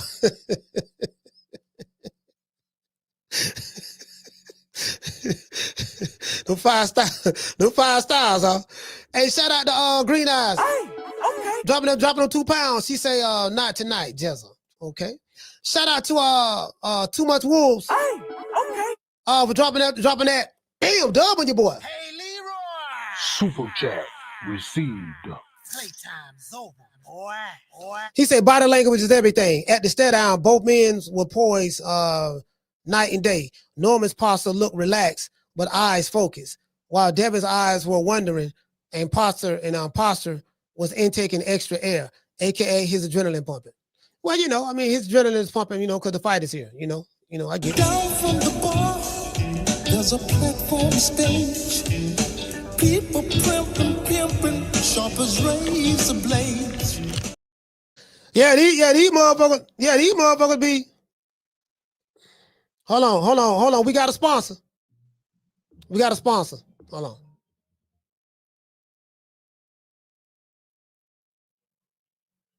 Yeah, these motherfuckers, because you don't agree with them, you a hater of Devin Haney. But if you picking Devin Haney to beat Brian Norman, the Devin Haney fans, y'all ain't no haters of Brian Norman. Y'all, shoot, Lord have mercy, boy. Ooh, but them Haney maniacs, y'all starting to get on my motherfucking nerves. I've been trying not to flame y'all ass. I'm gonna make enemies of Bill, but I don't give a fuck. Y'all know me. I don't give a damn about making no enemies. But it is what it is. Caller, what's your name? You calling from? What up, Coach? Man, it's Rick. So listen, Rick. If Debo is regarded as, or Devin is regarding himself as Debo, after this fight, Brian Norman Jr. will have to be addressed as Craig, because that's what Brian Norman Jr. is gonna do. He's gonna knock the shit out of fucking Debo Dev. That's what's gonna happen. As I stated, it's the only road. It's the only road, Coach. That's all he has, because the script has been written in Saudi Arabia for Devin Haney, and now Brian Norman Jr., aka Craig, is gonna knock the shit out of Debo Dev. That's what we're gonna see, Coach, and that's my prediction. All right, shout out to Rick, man. I got you in the books. He got Norman. All right, we have a sponsor. Mr. Guancarlo. Shout out to Mr. Guancarlo. Hey, okay. For dropping them $60 on your boy. Bam! Let's hit him with the hammer. Hey, Leroy. Super chat received. Playtime's over, boy. He said this is for the pay-per-view. Because we buying the fight tomorrow night. This is for the pay-per-view. So it is what it is. We buying the fight. I don't know what time I'm going live yet. Yeah, probably it's gonna be early. Hold on. It's gonna be early. Caller, hold on. Let's hit him with the Huggy Bear. Down from the bar, There's a platform stage. People pimping, sharp as razor blades. Caller, what's your name? Where you calling from? What up, Cody? AB, mate. AB 2 times. Yes, sir. Hey, man, guess what, man? Let me say this, bro. Just chill out on your show for a minute. For that punk-ass caller they're trying to talking about, oh, you got Dale and goddamn Coach got my motherfucking cousin. Let me tell you something. You disrespect that man on this fucking show like that again, whoever the fuck your name is, I'll slap the shit out you, boy. You don't know what the fuck you talking about. And two niggas, yeah, he got my cousin over your punk-ass diva Dale. Now, if you got a problem with it, nigga, it's your AD, nigga. You can Google me. You can YouTube, Instagram, all that shit, nigga. Young AB the Don, nigga. Now, purposely slap the shit out your ass. Don't be arguing with these fuck-ass nigga, Coach. You a gangster, man. Fuck these cis-ass niggas. Like you said, if a nigga go with D-Long, we hating on Dale. But if these motherfuckers want to go with Dale, you motherfuckers say, oh, shit, y'all cool. Y'all, man, fuck you, fuck-ass diva-ass niggas. I'm tired of y'all sister dressed, wearing young thugs, sister fuck-ass niggas, man. Fuck you, niggas. All right, shout out to AB, man. Salute, fam. Hold on. Hello, AB. Look, hello, AB. I know AB fired up. AB fired up. I admire your enthusiasm. It ain't that serious, fam. I don't think the brother, what's his name, Newt from Oakland. I don't think the brother meant it like that. You get what I'm saying? I don't think he meant it like that. I didn't take it like that. You get what I'm saying? I was just saying that when he said that, it just reminded me of, I be seeing a lot of, you got two black fighters fighting each other. So what I'm seeing from a lot of the Devin Haney YouTube channels and those guys who subscribe to them and their followers, and what I'm saying online, because don't nobody really know who Brian Norman is. This is kind of like his coming out party, and Devin Haney is the overall consensus, the popular guy. So what I've been noticing is, if you pick Devin Haney, oh man, if you pick Norman, oh, you a hater. You hating on Devin Haney. But yet they picking Devin Haney, but they're not hating Brian Norman. Like, how does that work? Make that shit make sense to me. I'm a hater because I ain't picking Devin to beat, because I ain't picking your guy. But you ain't picking my guy. But I'm not calling you a hater. Do you get what I'm saying? I like who I like. You like who you like. We finna find out. We just agree to disagree. But all the other shit, I ain't, man. I ain't. I've been doing this shit. I've been doing this shit too long, fam. Ain't nobody tripping, man. Ain't nobody tripping. You know what I mean? It ain't that serious, AB, to be honest with you, brother. It ain't that serious. But yeah, shout out to Master Goku. Shout out to Master Goku. Shout out to what you say? Brandon said, I feel like slapping somebody. Nigga say Google. Nigga say Google me. Look me up. I thought we don't got past this era. I thought I took care of all of them. Hold on. I thought we took care of all. I thought we took care of all of them with the Drop the Addy t-shirt. Y'all remember the Drop the? Oh, you know what? I just thought about that shit. I say, man, I've been noticing, man, my ops don't even come over here no more. They used to be real gangster. Then I realized once we came out with the Drop the Addy shirts, they disappeared. They disappeared. Once we came out with the Drop the Addy, I got the ski mask. Hey, I got the ski mask right here. I'm skied up. I got the ski mask. The ski mask. Caller, what's your name? Where you calling from? My name's Derek. I'm calling from New Orleans, Coach. Derek from New Orleans. Talk to me. Hey, man, first I want to give you your honor, man. I love your show.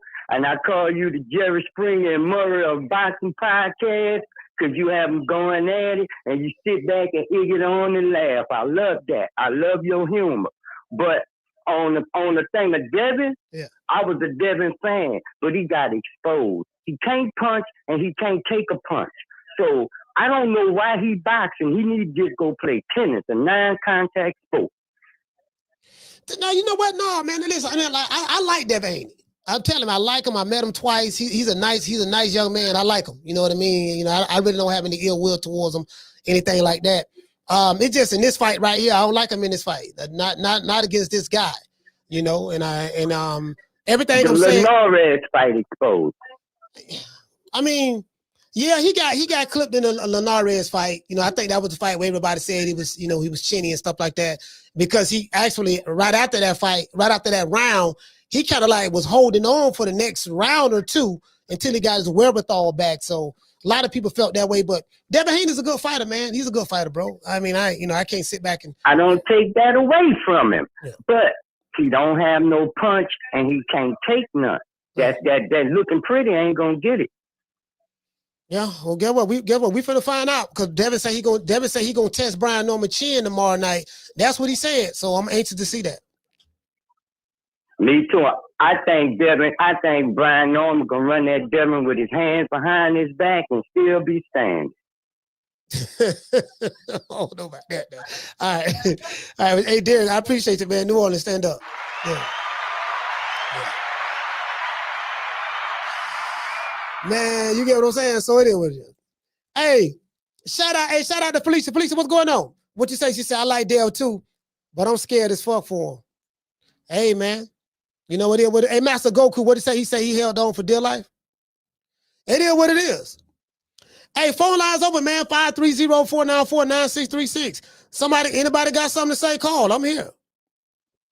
Anybody got something to say? Call. Hey, call the coach. I'm here. Get it off your chest. Hey, what you say, F Society? He said, I can't stand Ness from the Boston Boys. Hold on. Let me pull this up.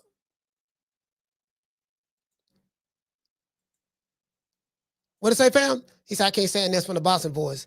And Ringwalk Danny is on Haney's short and curlies.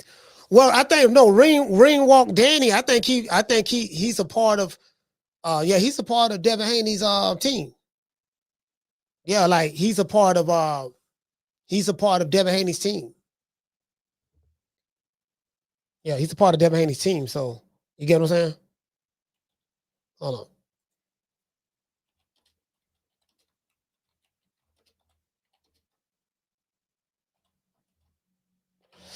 Shout out to Jamie. Jamie, what's going on, fam? What did he say?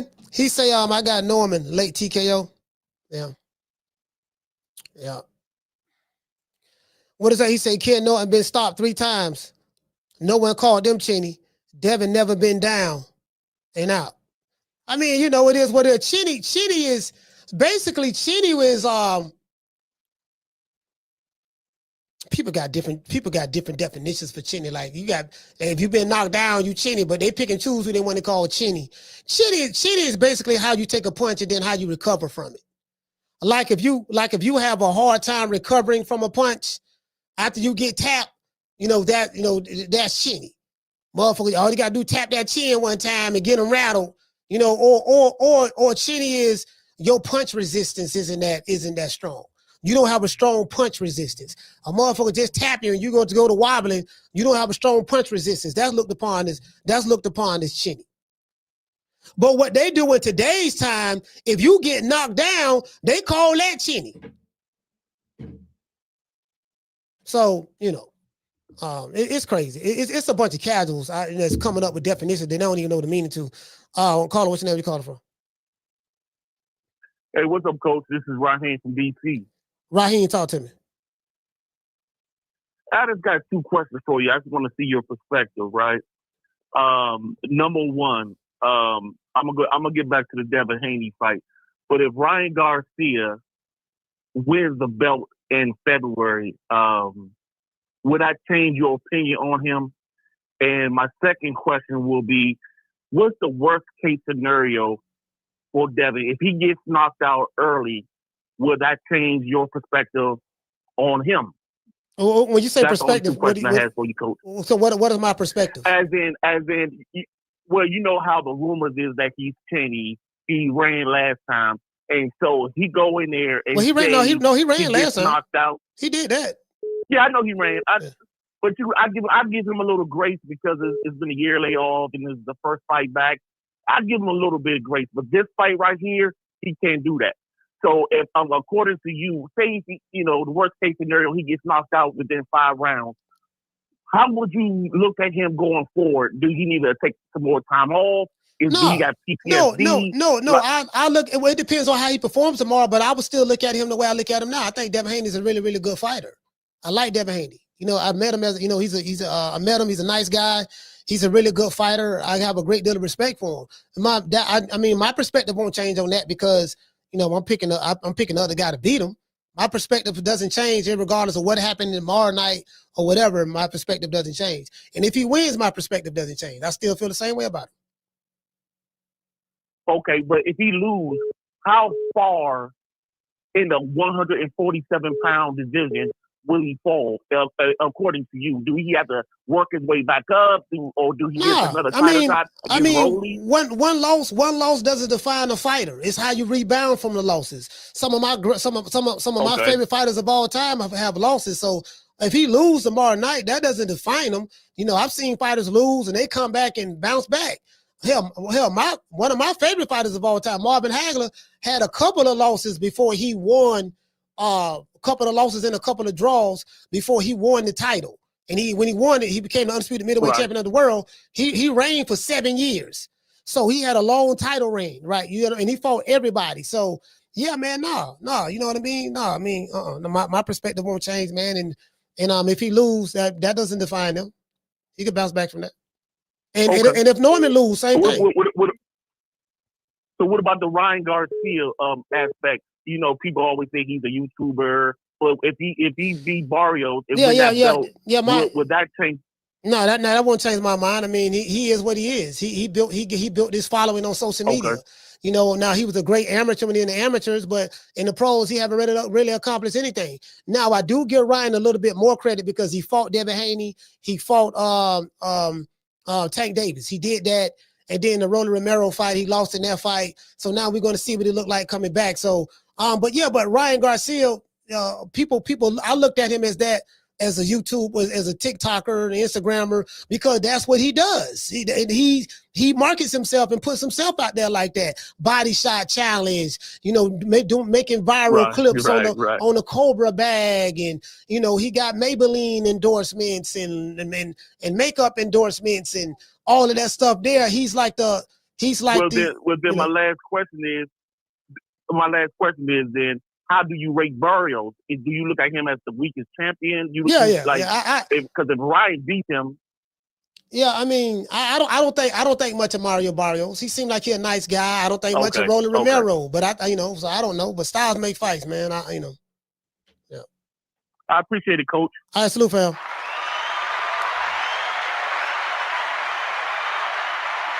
Yeah, I ain't gonna lie. I ain't never thought much of Mario Barrios. I'm just being honest with y'all. You get what I'm saying? I ain't never thought much of Mario Barrios. So, now again, Mario Barrios is a boxer. He is a boxer now. I give him that. You get what I'm saying? But, there's nothing elite about Mario Barrios or nothing of that sort. Look, the man went life and death. The man went life and death with a 75-year-old Manny Pacquiao. You gotta put Manny Pacquiao out the pasture.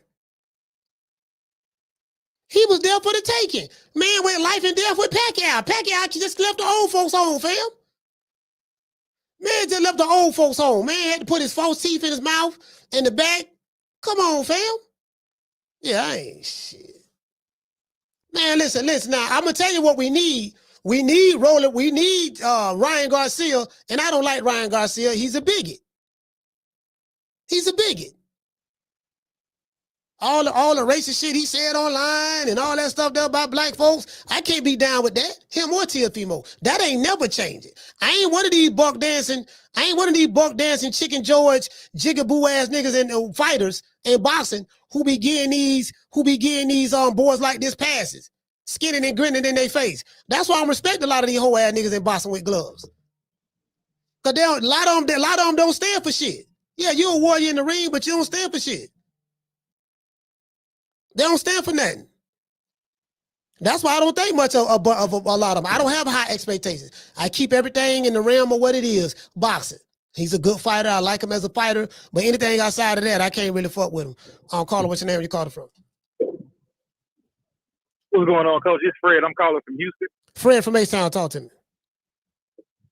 Yes, sir, man. I just wanted to say, man, with this fight, I think it's an intriguing fight, man, because we used to seeing Devin Haney in a certain light, being in the spotlight more. But I feel like through this whole building up of the fight, man, I've been seeing a lot of Brian Norman Jr., man, and I just feel like it's gonna be a real tough fight for Devin Haney. It's gonna be a real tough fight, and I think that Devin gonna have to pull. I mean, he got to pull the dog out of him in order to to capitalize and to get this win, man. Because I think Brian Norman gonna be relentless all 12 rounds, nonstop. Yeah, I think that's going to be Brian Norman's mentality. He's going to have to, because you got to understand, even though Brian Norman is the champion, they're treating him like he's the challenger. Devin Haney's name is first on the poster. Devin Haney versus Brian Norman. Mm-hmm. Brian Norman has been hearing that, look, you're a country nigga. I'm telling you some real shit, because I'm close to these guys, right? And I'm close to Bill Haney to a degree. More so, you know what I mean? And I'm telling you, I'm reading the room. This kid feel like, because see, me, I'm gonna be honest with you. Like me being a country boy from the South, from Florida, I understand where he going, what he talking about. Because you just think we just some dumb country bumpkins down in the South, and we just some lame green ass niggas, and you looking down on me because you from the West Coast, you California boy, and you've been there, you got all the money and the diamonds and this and that, and y'all telling me y'all gonna send me back to the mechanic shop, and what I'm saying is, when I'm looking at this kid, I'm like, this is gonna be the hardest fight Devin Haney's ever had. Devin Haney said he gonna make it a little easy. If he said he gonna make it a little easy, and I'm like, well, if he make it a little easy, then Devin Haney, put it this way, I'm gonna say this. And I'm going to go out on a limb on this. If Devin Haney, when I say making it look easy is like what Floyd Mayweather did to Chico Corrales. What Floyd Mayweather did to what's the main man name? The Italian dude from New York, used to get his ass beat all the time. He fought Mickey Ward. Yeah. I know you're talking about. Yeah, he beat the break. I forgot the dude's name. Arturo Gotti. Making it a little easy is making it a little easy is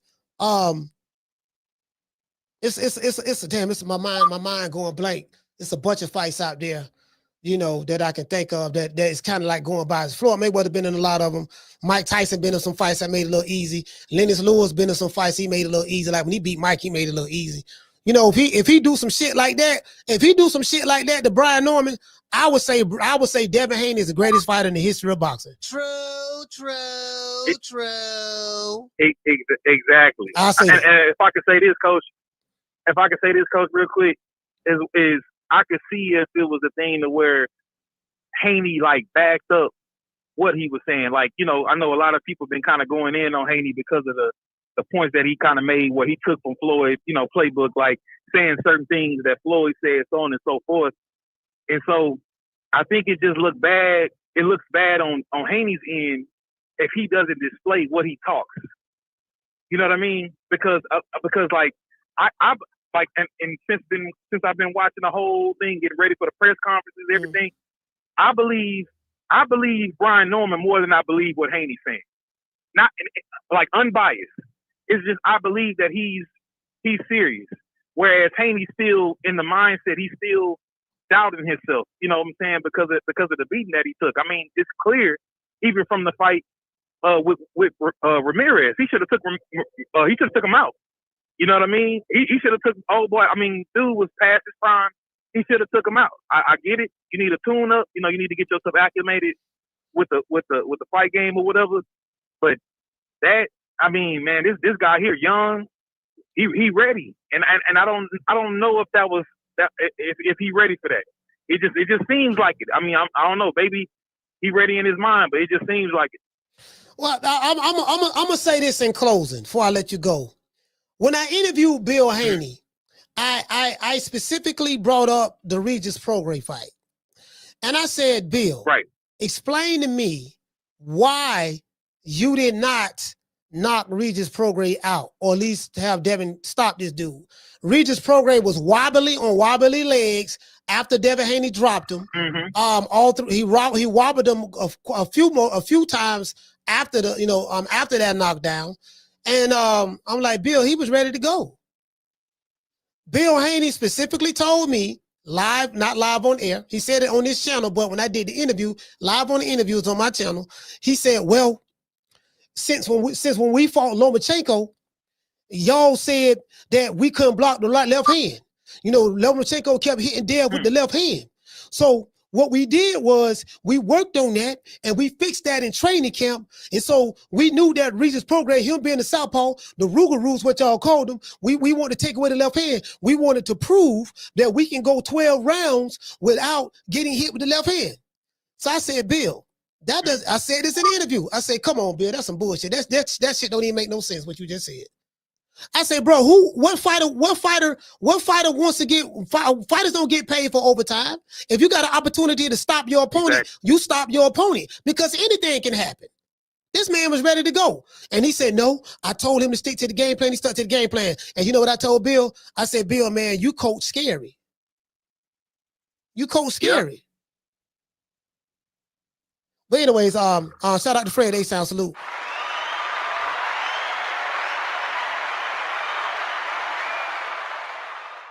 So all of this is factoring in my mind. Bill Haney is a safety first. He's a safety first trainer. Devin Haney is a safety first fighter. They trying to compare it. Well, his fans are trying to say that's what Money Mayweather did. No. That's not Money Mayweather's style. So do you get what I'm saying? So that's what he said.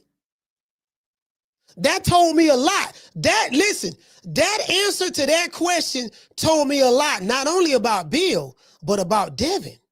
It told me a lot. But I know on the flip side, it's a different conversation on the flip side. The flip side, they don't talk like that. Man, that nigga, if he hurt, get his ass out of there. No, he got to go. Man, we can't let this shit go to no judges. We way over here in these folk backyard and ain't no telling what these folk got going on. You get what I'm saying? Two different mentalities. So I'm anxious to see if Devin is going to have that kind of mentality tomorrow. Based on what he's saying, maybe he will. I don't know. You get what I'm saying? You get what I'm saying? So, it is what it is. It is what it is. So I mean, that interview told me a lot. And if you go back and look at that interview, you will see my reaction when he said it. I'm like, oh, hell no, Bill. Come on, man. I said, man, that's some bullshit. Come on, fam. That don't even make no sense what you said. I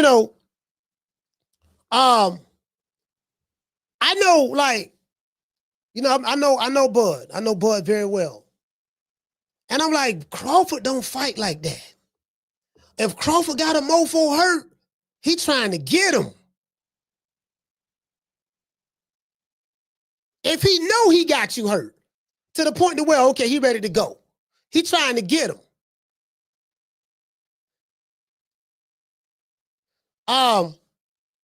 Bam Rodriguez.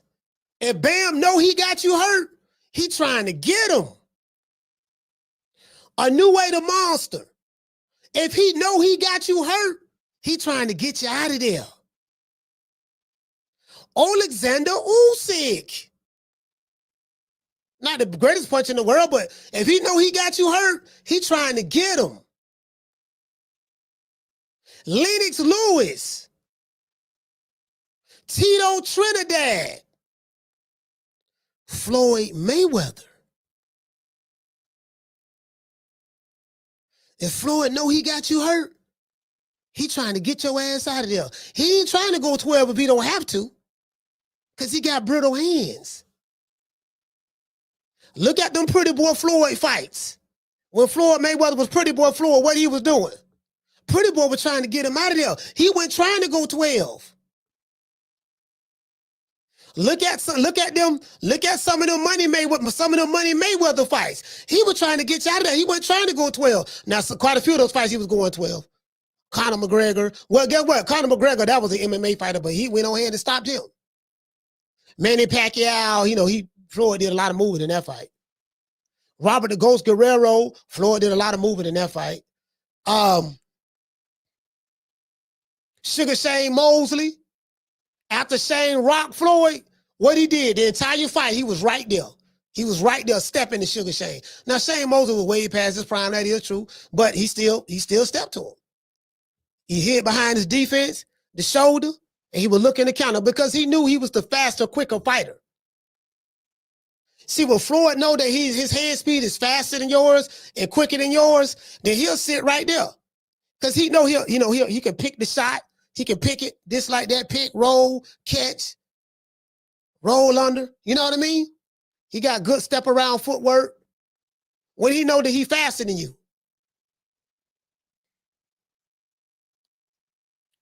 So I'm just saying, what you say, T-Mac say Cotto had Floyd fighting for his life. Yeah, that was a hell of a fight right there. What you say, Tila, she say from a parent's perspective, I get it. But again, you probably shouldn't be in the fight game when anything can happen. Yeah, I mean, from a parent perspective, if you're that concerned about your son getting hit, then he shouldn't be no fighter. As a parent, you never should have put him in boxing. As a parent. Carla, hold on. You get what I'm saying, Tila? As a parent, you never should have put him in boxing. Hell, when Devin Haney knocked out that dude in 2019, I don't know who he is. I ain't never heard of him. Devin Haney went at him, knocked him out with an overhead right. That was in 2019. So, I don't watch a lot. When Marvin Hagler got you hurt, Hagler trying to get you out of there. When Sugar Ray Leonard had you hurt, Sugar Ray Leonard didn't play. When Ray Leonard had you hurt, what did Ray Leonard do? I'm just saying, B. Caller, what's your name you calling from? A-Sound T from A-Town, Coach. A-Sound T, talk to me, brother. Hey, I'm willing to go out on a bigger limb, man. If he make it look easy tomorrow, he the greatest fighter in the world. I know you said of all time, but we know you bullshit, Coach. Yeah. He's the greatest fighter in the world today if he make that shit look easy. We know that ain't true. We know that grown man in Omaha. We know what that is. So Debo gonna go in four. It's over with it for Brian Norman getting him out of here. All right. Now on to something else I think you talked about earlier, the short, and then I'm gonna go back and go to the background of this. I know you probably ain't got no info on it, but is that true about the Crawford and Canelo rematch? Yeah, you know what? I'm not gonna lie to you, bro. I saw it was a post on X. It's a post on X. Right. And I looked at it and I'm like, damn, okay. I want to say, was it a Spanish station? I'm not sure. But I can pull it up. But it was a post on X and they were saying that, Canelo was looking to rematch Terrence Crawford in May or something of that sort. Now, I haven't heard anything from Bud on it. I spoke to him last Monday, but I haven't heard anything about it. Okay. This could be something new. I don't know. I don't know if it's speculation or whatever, but that's what I saw on X. So Canelo needs to stay away from that. But I appreciate you, Coach. I'm gonna get back on this road. Appreciate you, man. 100 salute to the champ. All right, man. Shout out to H-Town T. Salute, brother.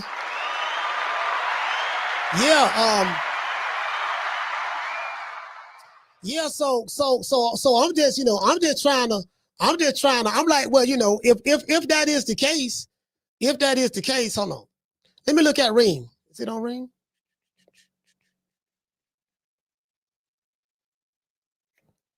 Great fights. Yeah, Ring Magazine. Buddy bought that Ring Magazine. Let me see what we got.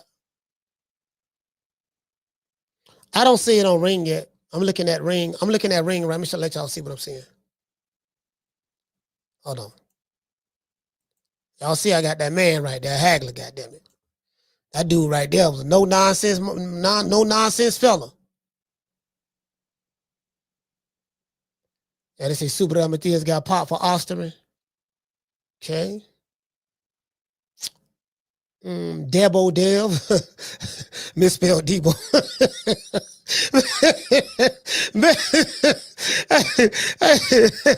Debo. Dele Debo. Dele Debo. Debo. Man, I just realized this shit. Hey, this, yeah, they said I ain't seen that. I ain't seen that, man. So I mean, we'll see. We'll see. You get what I'm saying? Hey, what you say, Tila? She said Ring shared that same report. You know what? Let me go on. Let me go on. Let me go on. Let me go on Ring. Let me go on Ring on X, Tila. I mean, shit. I mean, they ain't got nothing else to do. Shit, they might as well. Shit, you get what I'm saying? Both of them on their way out the door. No, Bud. I know Bud probably like, man, shit. This shit winding down. I like this. I ain't gonna lie. I like this. I like this face off though. You know, I ain't gonna lie. More than ready. More than ready. You know, I ain't gonna. More than ready. More than ready. More than ready. You see it? Yeah, you see it now. More than ready. More than ready. More than ready. More than ready. More than ready. More than ready. Yeah, man. More than ready. More than ready. Yeah. Carlo, what's the name? Where you calling from? He hot. Yo, what up, man? Y'all from Brooklyn, man. Hey, yo, man, talk to me, brother. Yo, I'm enjoying they pop better. Pause. I'm enjoying they pop better than the fighters right now, man. That just they really have the promotion, man. I'm excited about tomorrow, man. But yo, man, Coach, I want to talk to you, man. Like, yo, before this week, I had B. Norman by KO or TKO. You know I'm putting a wager on this. But I seen an interview with Boots, and Boots was basically saying he sparred B. Norman, and he's saying that B. Norman turned down $2 million to fight him. And that got me a little, you know, I'm kind of on the fence right now. What you thinking, Coach? Did you make a prediction yet? Wait. Repeat that. All right, so I saw I'm on the fence right now. I thought before this week, I was thinking B. Norman by KO or by stoppage. But now I saw an interview with Boots, and he's saying he sparred B. Norman, and B. Norman turned down $2 million to fight Boots. So I'm kind of Boots said I'm on the fence right now. What you think? Boots said B. Norman turned down $2 million to fight him. Boots. That's what he said. That's not true. I mean, Eddie Hearn them never offered him $2 million. We did a whole show on that. He offered him like 1 point. I think they said he offered him like 1.5. Then it went to 1.7, and then they said, you know what, we ain't offer you no more than that. And that's when they were saying Brian Norman them turned down the fight. They turned down 10 times more than what they got paid the last fight, and they duck Boost, all that. Y'all remember that? Y'all remember that? Yeah, it was never no $2 million offer. All right. So I'm back to where I was at, man. I like B. Norman by stoppage, man. What you think of that pick, Cole? I know you're basing it on what you're basing it on. Just me personally, I think that for me, it's simple. I think this is a young kid. He's hungry. He's a lot more skilled than what Devin Haney, Brian Norman detractors are giving him credit for, because he's the country boy from Georgia and stuff like that. They say he don't have a jab. I don't see that. They say he ain't got no footwork. I don't see that. They saying he ain't fought nobody, and there's levels to this. I'm like, okay, fine. I've seen guys who y'all saying they ain't fought nobody, and you levels above get their ass whipped. So I don't hold too much stock. I don't hold stock in levels, and I don't hold stock in who you fought. You know, everything is on a fight-by-fight basis, and styles make fights, and it's about the matchup, and it's about how hungry the dog is. And I'm like, I see one dude that's starving, and I see one dude, and I'm saying, man, if that dude can establish a jab along with Devin Haney, it's going to be a long night. And I see one guy, you know, every time I look at this fight, Yarmus, I see it coming down to a fight.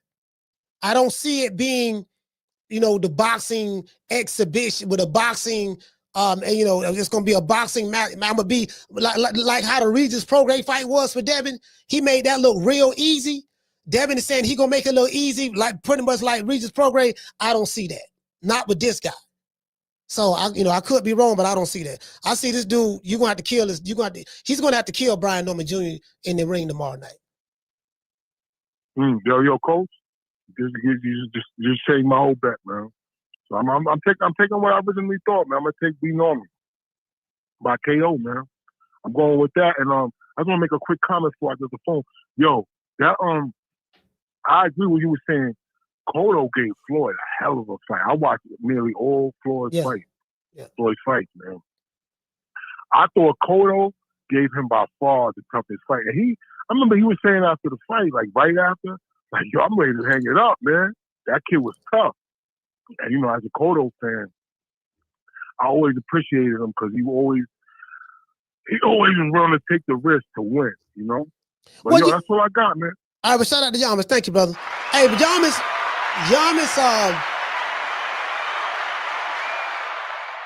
shout out to my sister Bless. Bless, what's going on, Bless?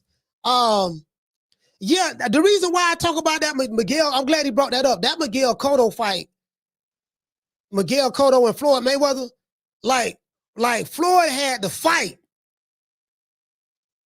I'm thinking this fight is going to be like that. Floyd had to fight. He couldn't, he couldn't make it look pretty. Couldn't, the check left hooks and, hide behind the shoulder, control the distance and range. And it wasn't none of that. That Miguel Cotto fight, Floyd had a swollen nose. His nose was bleeding. And the very next fight, he switched back to his father to train him. But Floyd won the fight. He won.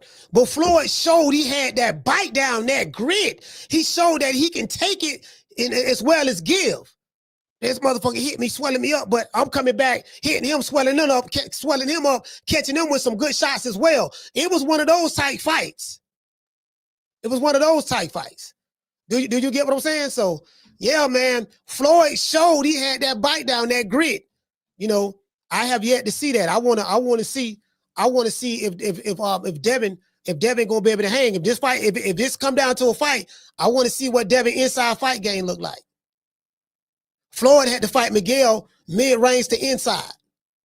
I want to see what that inside fight game like. Did you get what I'm saying? So, shout out to Unlace. Unlace, what's going on, fam? Unlace Kicks, what's going on, brother?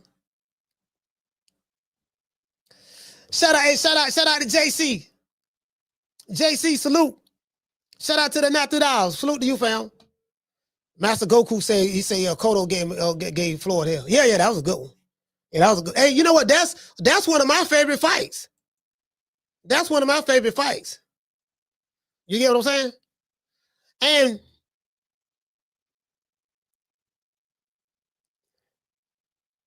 pretty much when fights are made, like I say, man, styles make fights. You have a pure boxer versus a boxer puncher. A pure boxer versus a boxer puncher. I'm listening to all these experts, right? And these experts be so wrong. Man, like if you look at what the experts say, and then look after the fight, and then look at them same experts, I'm like, why people listening to y'all? We talking about the experts. You get what I'm saying? The experts be so wrong, dog. I'm talking about all these boxing experts. Boxing experts in the media and something, man. Anyways, and what to say, Reaper? He said Cotto was a middleweight champ too. Jamie said, Coach, no catch weight either. Floyd fought Cotto at 154.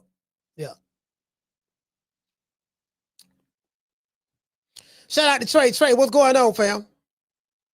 Trey, what's going on? Yeah, Bless. Yeah, hey, Trey, you see Bless in here? Yeah, man, I ain't seen Bless in a minute, man. Ain't seen Bless in a minute. Man, doggone Bless me cutting up. Bless me. Hey, Bless me cutting up. Hey, man. Hey, man, my girl, man. I fuck with Bless, man. Bless, man. Bless, man. Bless funny to the motherfucker. Her the 90s chick. Miss Connie. Goddamn, what was it was a bunch of, man. Call, what's the name you called it from? Hey, Coach, this is Sheila from Houston. How you doing? Sheila, talk to me. Look, I was really trying to hold my peace because I'm not feeling that good today. I'm doing a lot of coughing, but I couldn't hold my peace. Now, first, I want to say that I'm riding with Abdullah, Bam, and I was looking at Devin at the face-off. He's standing there with his nostrils all open and wide, and like he's really ready to do something. And Brian looking at him like he wasn't bothered. But I wasn't going to call and say nothing, but my mind keeps telling me when they in that ring. Because, see, Devin hadn't been hit since Ryan Garcia hit him.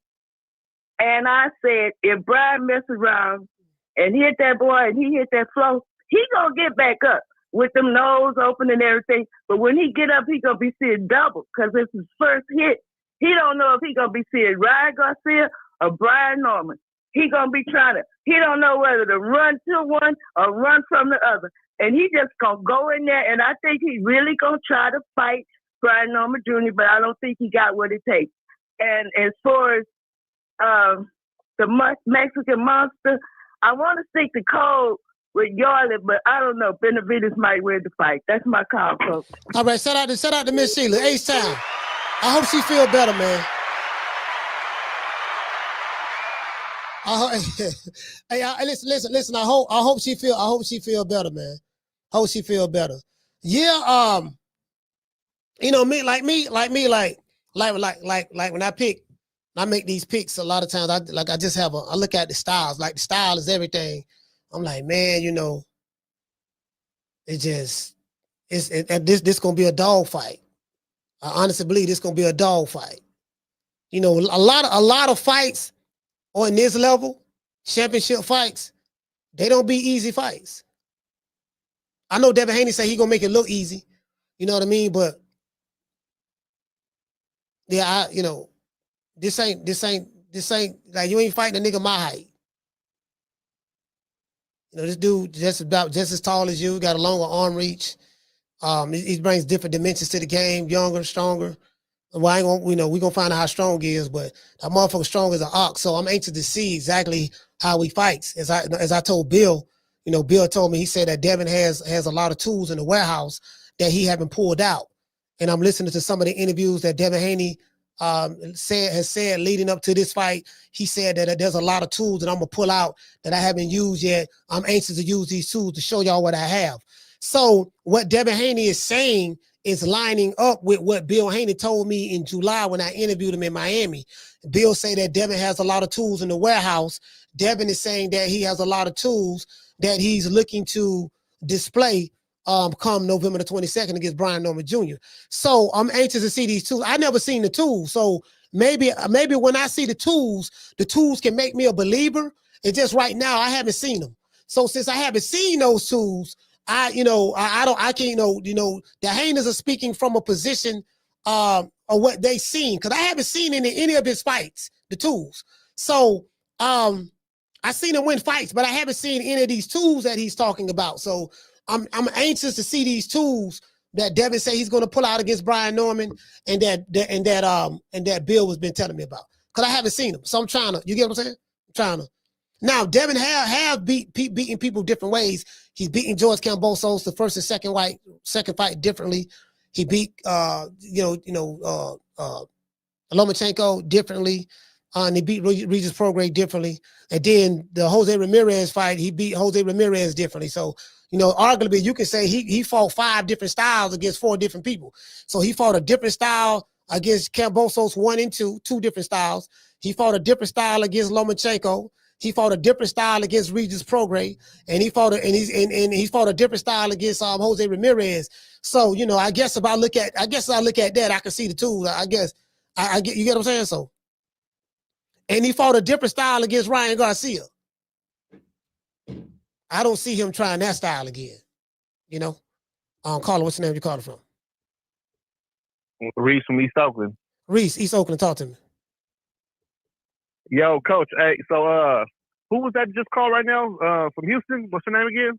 Sheila. So Sheila said something that sparked a little spark plug on top of my head real quick, right? And I think you're the perfect person to answer this question. So from the people that you locked in with or whatnot, right, in the boxing streets, how is that? How do boxers deal with that shit? Or is it even a factor, or is it even a thing to where like they go through some shit to where they got pummeled on, right? And they do come to a situation or another fight. It might be the next fight or maybe 2-3 fights later. Do they have that PTSD type shit to where that have they ever related to you, like their thought process, or how do they get through it if they even go through it? Like, is that a thing? I mean, I don't know, fam. Like, I mean, there's fighters that have glass jaws in the past, like Amir Khan, and he always get up and the very next fight and get back in there and fight again. So, I guess it just depends on the mentality of the fighter.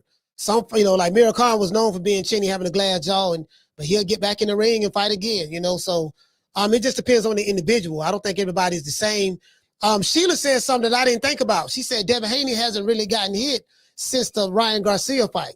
Now, he did get hit in sparring, but the thing is, we haven't seen the sparring. I don't know if this was brutal sparring. I do know when I go to certain gyms, the trainer may tell the sparring partner, look, just give him a little work, make him look good or whatever. Because the sparring partner a lot of times don't want to do too much to the guy he's sparring, because sometimes he'll get sent home for beating him up. Sometimes that'll happen. So, right. I really don't know what type of sparring environment, that Bill Haney creates for Devin to where, so I really don't know. We're going to find out. But she's right. He hasn't been hit since the Ryan Garcia fight. So, I didn't think about that because Jose Ramirez didn't hit him at all. So, Jose Ramirez couldn't catch him. He know how to cut the ring. He couldn't catch him. But so, yeah. Well, right, he was also on that beep shit though too. He was running the whole fucking time to where he wasn't trying to get hit. And another thing about that sparring shit, you're right. You don't know what kind of sparring Bill getting them. Yeah. But at the same token though, they got them big ass gloves on. They got that headgear. Yeah. In a fight, them 8 ounces is a whole different ballpark and no headgear. You know what I mean? Like, I hear what you're saying with the sparring. You can get hit in sparring and get wobbled or whatnot, but it's different when you protect it with the pillows and the headgear. But on to the fight though, Coach. So I'm in the West Coast, right? I'm in the deep. So for me, this shit come on early. I think the first card is like 11 a.m. 11 a.m. Yeah, well, yeah, they say like 12. Right? Yeah. So I'm old school, finna take it back to old school Raider days, tailgating. So this is gonna take me back, bro. Like, I ain't had no early fight day like this in. It's been a minute. I mean, the Saudi shit is fairly new. They ain't been too many early cards that are with the heavy Americans and people we want to watch. Usually, it's the UK guys, which we fuck with them, but we not as invested like we is with these guys. So I'm kind of like in a limbo to where, like, man, what I'm gonna do? I don't want to be all wasted come 1-2 o'clock. You know what I mean? Tailgating, barbecuing and shit. So. What say you? What you recommend I put on the menu? Because I gotta eat while we watching the fights, man. Man, that's on you, fam. I mean, I can't do the thinking for you. You gotta do it yourself, bro. No, I hear you. Just trying to fuck with you, man. But in this card though, I think that Puma, I think that's the first fight. Puma and Bam. Yeah. That got a potential to be pretty entertainment as long as it lasts. Because I agree with you what you said. I think it was yesterday, folks.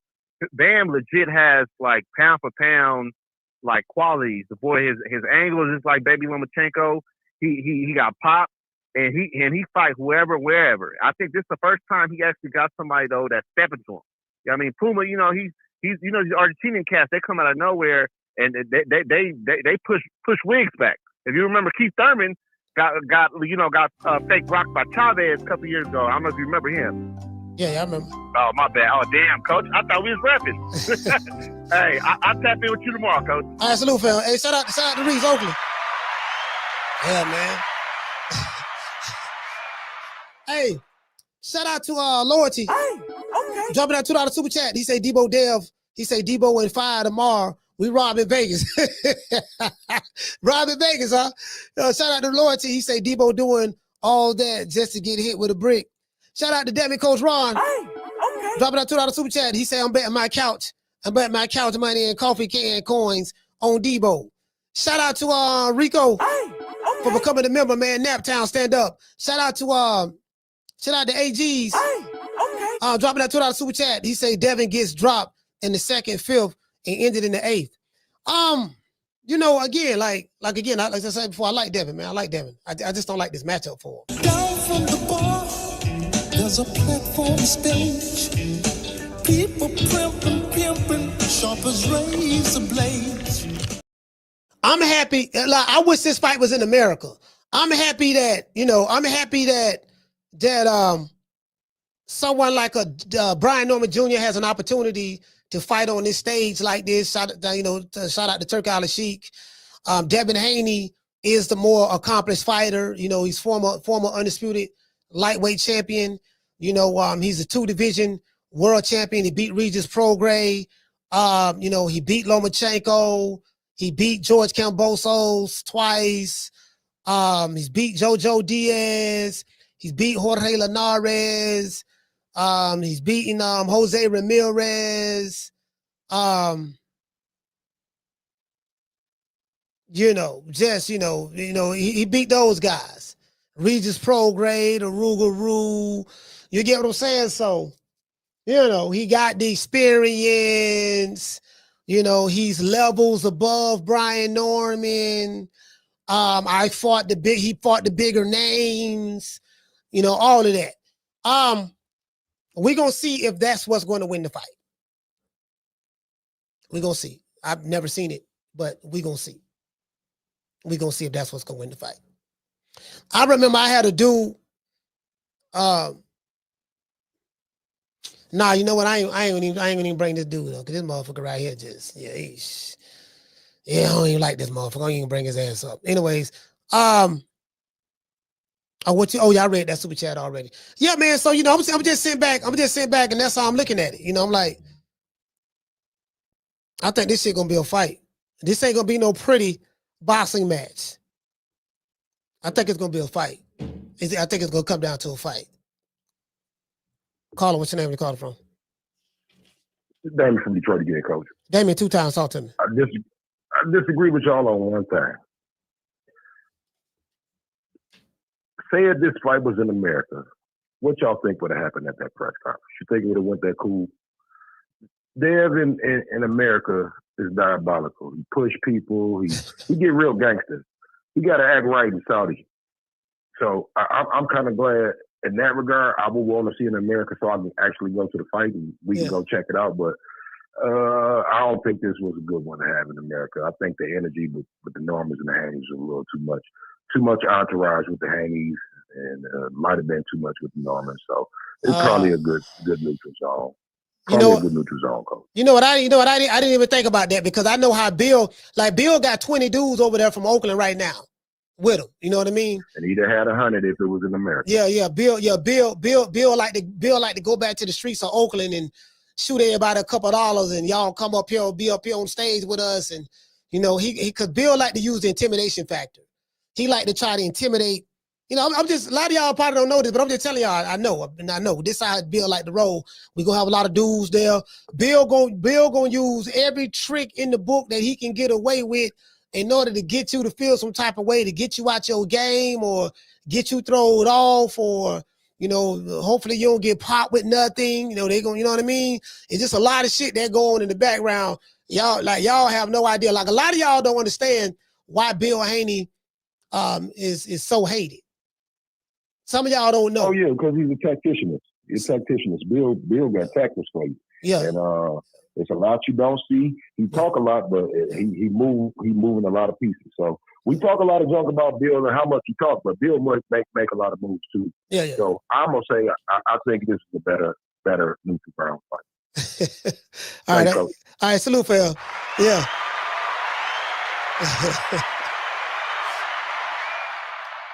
Yeah, I ain't gonna say that, but y'all, a lot of y'all don't know. Y'all don't know. Y'all like, oh man, he a black father. Taking care of his black kids. That's what it is. I'm like, nah, fam, that ain't it. That ain't it. Y'all don't know. Y'all don't know. It is what it is. I'm all right with Bill, so it is what it is. But y'all don't know. Y'all have no idea. Anyways, man. So I'm again.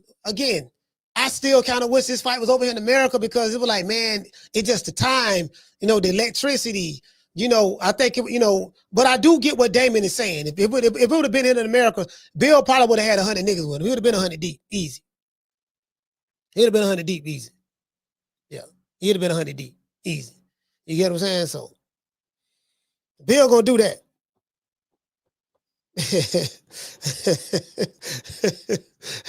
and then the way Brian Norman Sr. be talking, Brian Norman Sr. want to fight the whole crew. They all in Saudi Arabia. He talking trash to Bill Haney entourage. He calling them groupie hoes. He talking trash to Bill. He talking trash to Devin Haney security tank. Brian Norman, listen, not Brian Norman Jr. Brian Norman Sr. He one of them dudes. He gonna make you do it to him. I'm telling you. Brian Norman Sr., he gonna make you do it to him. It's gonna be 20 of y'all. Now, Bill gonna have 20 niggas with him. He gonna have that now. Now, Bill ain't gonna do nothing. Bill ain't gonna do a goddamn thing now.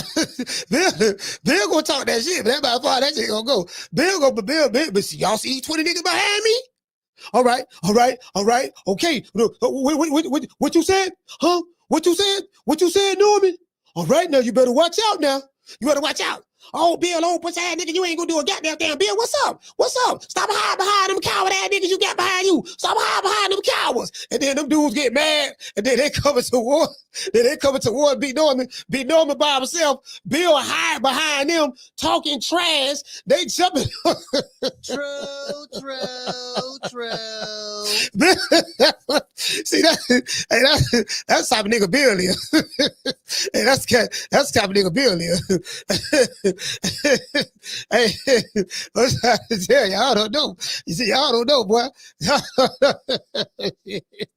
Shit, Bill go around talking that flim flam, and you get what I'm saying, and he gonna be whispering over here in this YouTube channel here, and then he gonna be whispering over here in that YouTube channel here, and then he gonna spread the love over there, and then he gonna pop his collar over here, and then he gonna politic over there, and then he gonna talk that flim flam right over here, and it's a whole lot. It's a whole lot.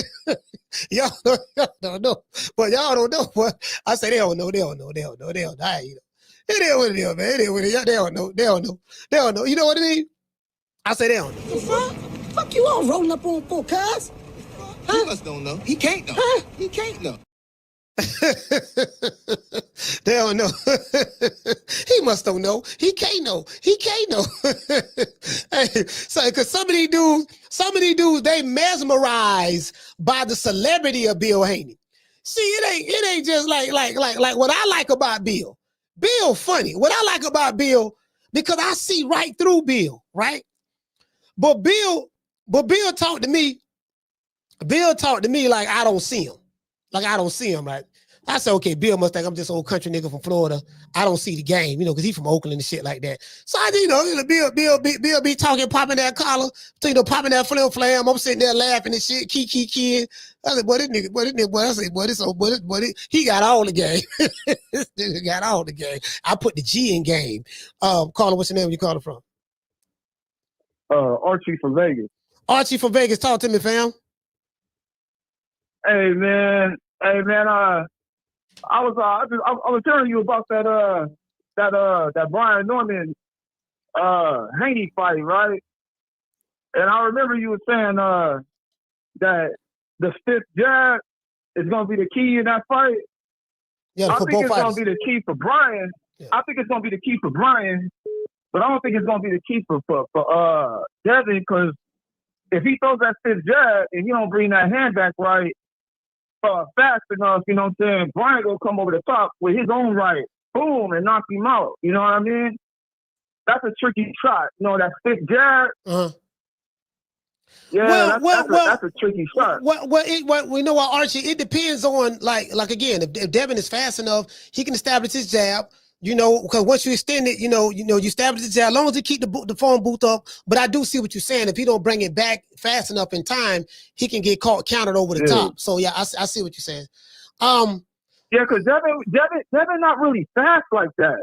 Like, man, y'all say he fast like that. He not really like, y'all talk about the nigga like he Jazz Judah, and y'all talk about him like he's like Manny Pacquiao. He's not that type of nigga like that. You know what I'm saying? He's a catcher. Like, he'll catch a shot. Like, boom, catch, block. You know what I'm saying? He not really a slipper. You know what I mean? Yeah. He's not. I see what you're saying. He's not like a slick fighter like that. Well, some would say he's really not a catcher because he couldn't defend from the left hook, but exactly. But exactly. And look, I'm sorry. I didn't mean to make you lose your train of thought. But how the fuck is he gonna be the Brian Norman who got two hands, but he can't be a one-hand fighter and Ryan Garcia, who's not even good like that? Like, he's like the worst boxer at 147. Like, I don't see Brian losing to that. But anyways, I'm sorry. What was you saying, though? Yeah, I forgot. I'm sorry, man. I made you lose your train of thought, dog. I'm sorry. You know what I'm saying? It's been so long since I called, man. You know what I mean? Yeah, I know, so man. I'll be excited to hear from you and shit. So my mind be going 1,000 miles an hour and shit. You know what I mean? Yeah, I appreciate you, man, Archie. Man, I appreciate you, man. It's nice to hear from you, brother, man. Shout out to Archie, man. Vegas, stand up. I appreciate you, dog. Thank you. Bye. Yeah, I ain't heard from him in a long time. Archie was the one that said flatline. he said Rolly Romero was gonna knock out Tank Davis, and I went to call the Rolly Big Rolo. I say Big Rolo. I say Rolo throwing bolos. I was like, boy, I don't know, boy. Boy, how Rolly be throwing them bolos? I say, boy, he mess around the catch Tank, he might knock him out. I don't know. I would have said that. My cousin betted $100 on Rolly Romero. He was listening to the show. He said, man, cuz I lost $100. I said, how you? He lost $100. They betted $100. Yeah. Caller, hold on. They betted $100 in some push-ups. He said, man, I thought you said Rolly Romero will go in. I said, man, cuz, why you betted on Rolly Romero? He said, yeah. I said, why you did that? He said, man, you was hyping him up. Man. You was saying Big Rolo throwing bolos. I was like, nah, cuz, man, you got to know when them bullshit, man. When I be hyping a nigga up, that's a nigga that's gonna lose, cuz you gotta, damn, you should have called me and told me, man. You could have avoided, I know, well, you do need to exercise anyway, so the push-ups is good. You should have been doing that anyway. But $100, yeah, you should have called me, man. I would have told I was bullshit. Caller, what's your name? You called from? This is Drew Ali calling from Oakland, California. Drew Ali from Oakland, talk to me. Yes, sir. All right. I caught the tail end of the show, but I got Devin winning. And I don't like the narrative how they saying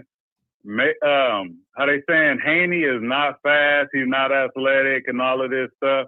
How y'all think he got this far? Y'all think he got undisputed by not being fast and being quick and being slick? Come on now, y'all judging him off that one fight. He is fast. You feel me? He moved just like an old Mayweather. And then they was talking about how Haney repeat what Mayweather say. Well, heck, he grew up with the Mayweather. He looked up to the Mayweather. I've seen a video of Brian Norman impersonating Mayweather. He don't know him from Adam. You hear me? So I just want to get some things out there. And I got Devin Haney for the win by decision. He could get knocked down. We never seen a 147 Devin. He probably come in that ring at 180. Ain't no telling. All right. Shout out to Drew Ali. Salute to you, fam. Devin the truth, man. All right. He got Dev.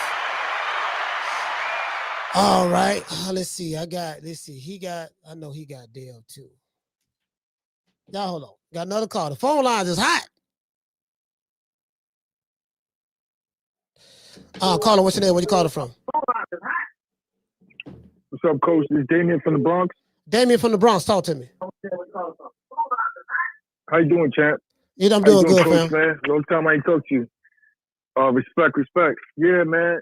B Norman here. I got Norman stopping him on the 8th round.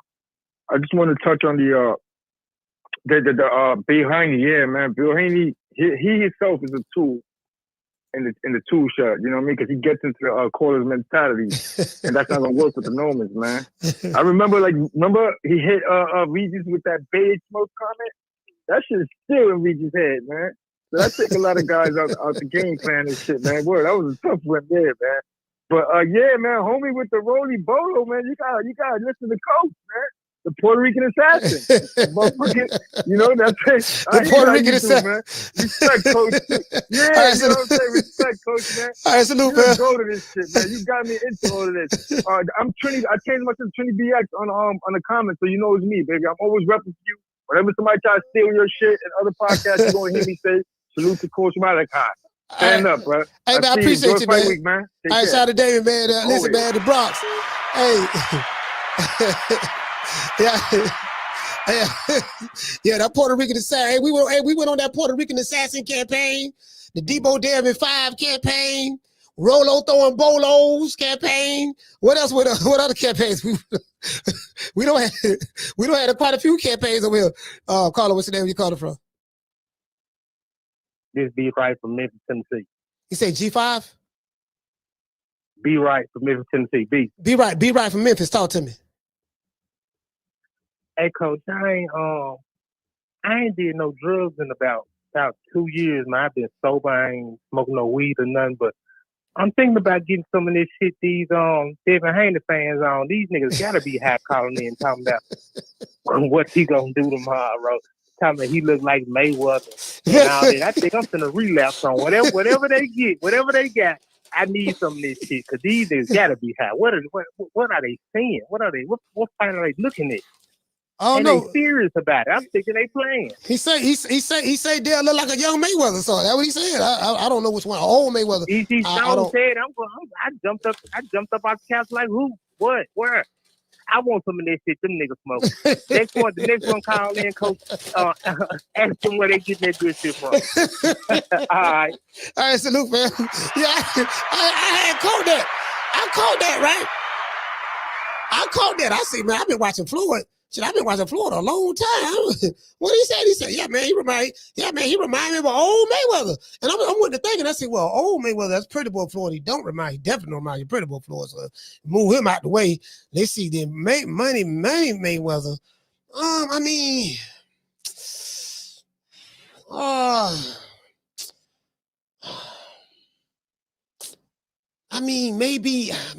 Maybe the T-Move version, maybe. I'm trying to think, like Money Mayweather. You know, matter of fact, I gotta look at some Money Mayweather fights, and let me see. See, I don't think the problem is this. I think this is what some Devin Haney fans are missing. You guys are right. Devin Haney did come up around Floyd Mayweather and other trainers, fighters as well. No one is talking about the fact that he's sounding like Floyd, mimicking Floyd. And you guys say, well, it's because he's been around him. Ain't nothing wrong with that. This is the issue. Devin Haney doesn't admit that he's mimicking Floyd. When you saw Brian Norman doing it in the gym, he was mimicking. The media was right there, and he said, hell of a fighter." He was making it obvious he was mimicking Floyd, and everybody know that's where he got it from. Devin Haney mimics Floyd, and then gets mad when someone says, "Hey, you mimicking Floyd. You got that from Floyd." And then he say, "Oh, you on my dick. You on my dick. Shut up. You on my dick. I ain't get this from Floyd. I got this from me. I came up with this. Then there's a video come out where Floyd saying the exact same thing. So instead of Devin Haney just embracing it, Devin should embrace it. "Oh man, you mimicking Floyd." Of course I'm mimicking Floyd. Floyd is my idol. That's the guy who I looked up to. He never like if he just say that, that's fine. Yeah, I'm mimicking Floyd. Of course I am. That's my idol. I look up to Floyd. I'm mimicking him. Yeah. Devin got mad at somebody for calling him out, saying he's mimicking Floyd, but he was in denial about it and got upset about it. Why be in denial and upset about something that's so obvious? There's nothing wrong with that. If you mimicking Floyd because you love him, ain't nothing wrong with that. Just admit it. That's all. That's all. That's all it is. I think that's all it is. Let's give everybody a round of applause.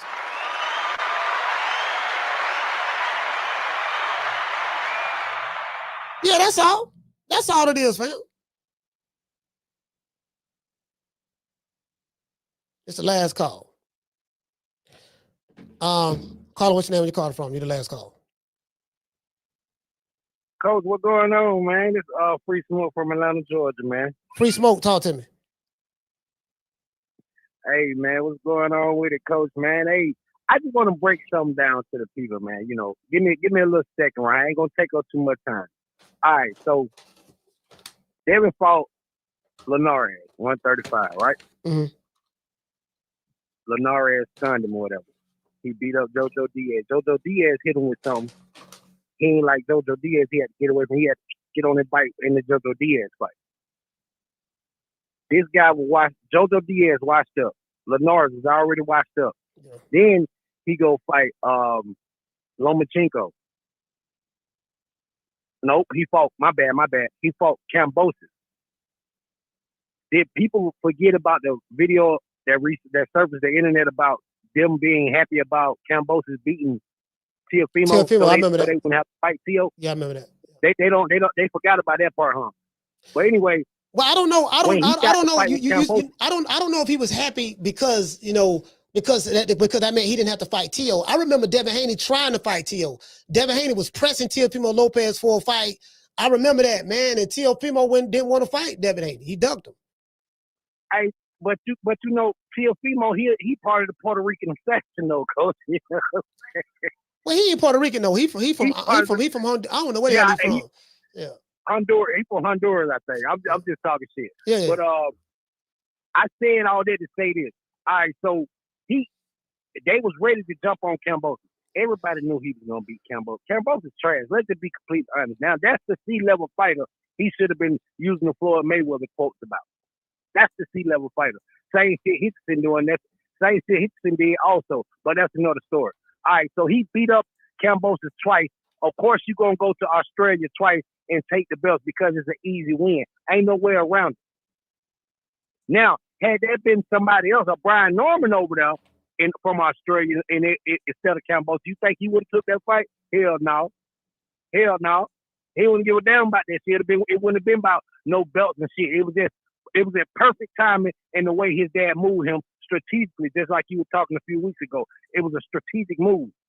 Now, they bit off a chair and they picked the chair that they thought was going to be strategic for tomorrow. Nah, it ain't going to happen, dog.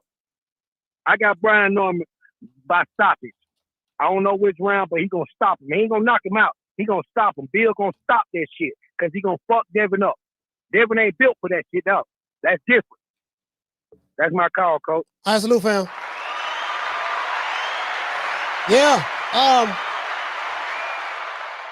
I see goddamn in Atlanta. Atlanta excited. Atlanta calling it deep today. Yeah, my nigga, I'm trying to tell you, dog. I'm tired of this shit, dog. They talking this country nigga shit. They talking about they gonna stay all up. Listen, man. I honestly believe this probably gonna be one of the best fights of the year. And I'm not just saying this just try to hype this fight up. I honestly believe that. I believe this is gonna be one of the best fights of the year.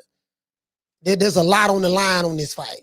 There's a lot on the line. As I said before, one guy is a Maserati. One guy is a Lamborghini. One guy is a turbo Porsche, 911 Porsche. Another guy is a Bentley. The other guy is a Ford F-350 pickup truck. The other guy is a 1972 Deuce and a Quarter. The other guy is a bologna sandwich eating American cheese, lettuce and tomatoes, mayo type guy. He don't know how to dress. He ain't got no fashion. Hold on.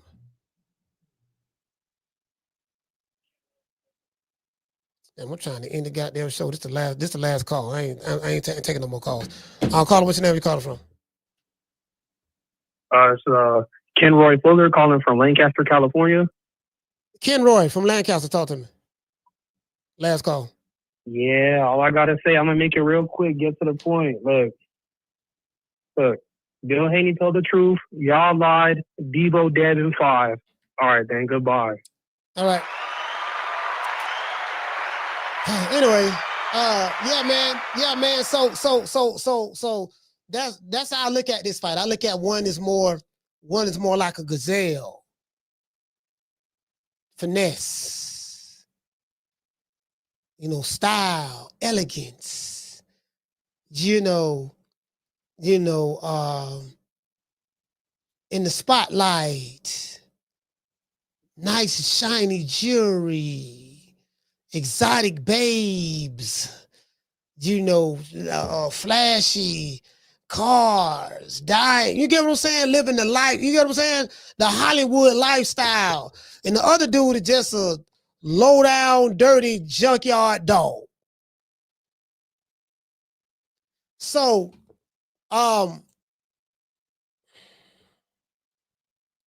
y'all know my pick. I already don't say it, so I mean that's the reality of the situation. Shout out to Mr. AGR. He gifted 5 people memberships. Shout out to G5. Shout out to Stealth. Shout out to Elf Society, Bullish Citizen, and Rebellion. Salute to y'all. Let's give y'all a round of applause.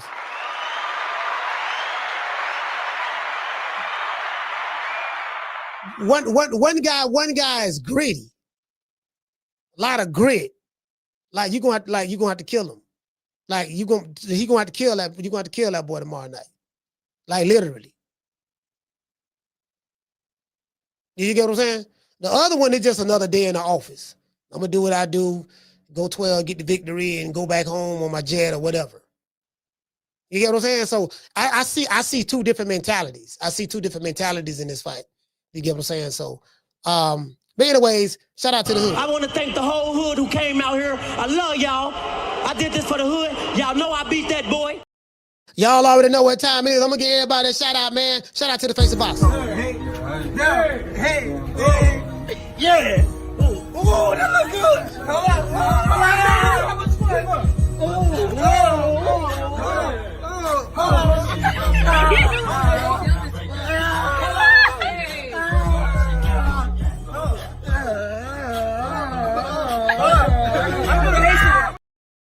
Watch out, y'all. Debo's are coming. Come Debo. Who? Debo.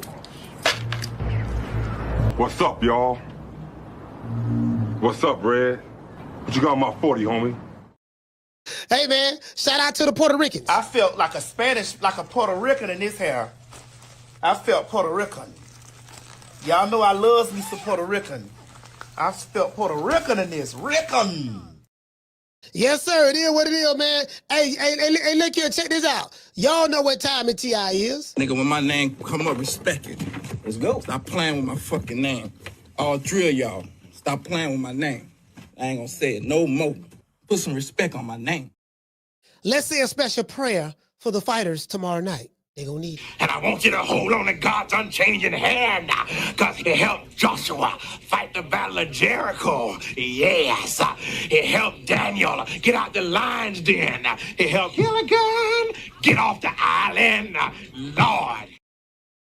They say Debo dead at 5. That's what they say. I plead the 5th. I plead the 5th. 5. 1, 2, 3, 4, 5. Anything you say, 5. Go ahead, ask me a question. Did you? 5. Hey, man, we're going to do a celebration, man, before the celebration tomorrow night.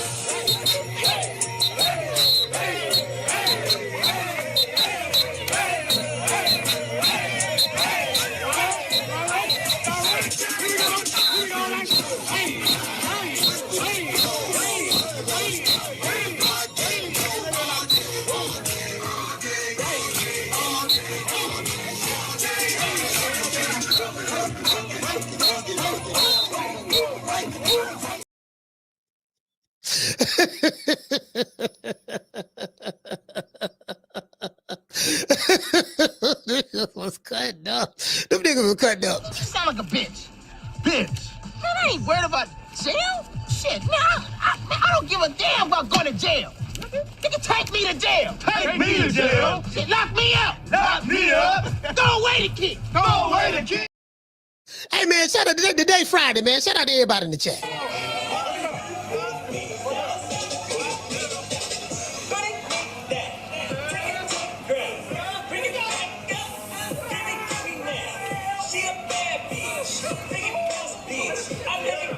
Turn around.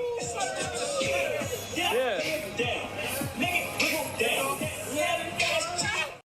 Hey, man. Man, I miss AB, man. God, no, man, I miss AB, man. Man, I miss AB, fam. Oh, my, man, them were the days, bro. Them were the days. Man, we used to have block parties with AB.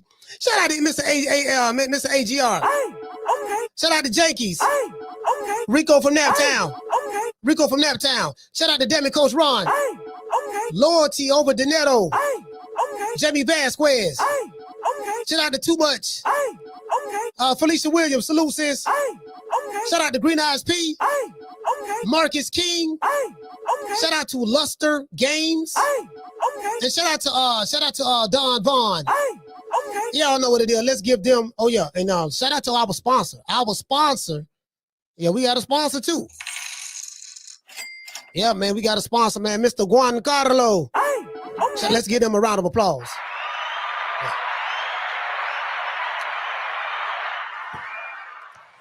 Shout out to Nate the Great. Hey, okay. Summer in November. Hey, okay. Willie Sumlin. Hey, okay. I gotta make Nate a moderator over there.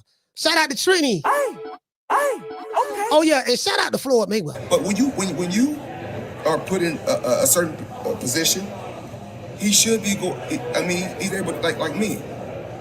You know, when I was in a position, I can pick and choose who I want to, because I earned that right.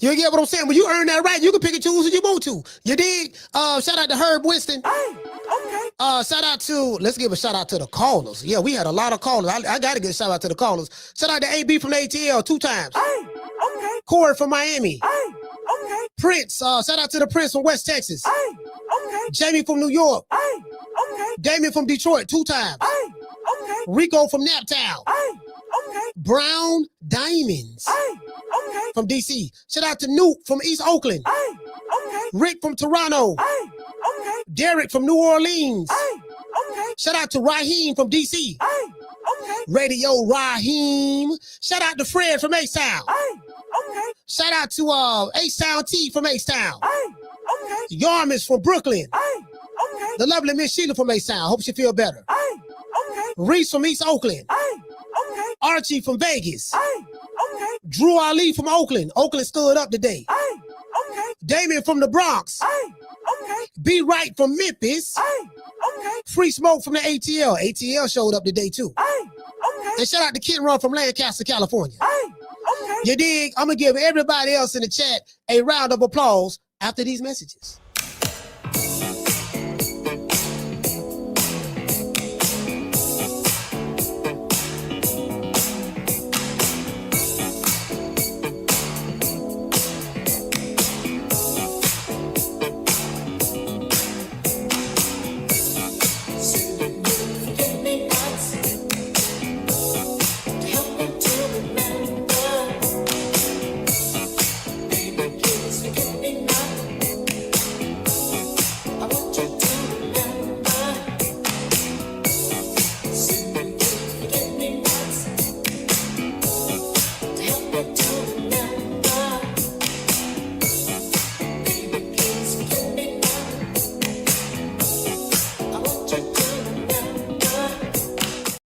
Hey, man, tomorrow's fight party is sponsored by Mr. Juan Carlo. Shout out to him, man. I would really appreciate you, bro.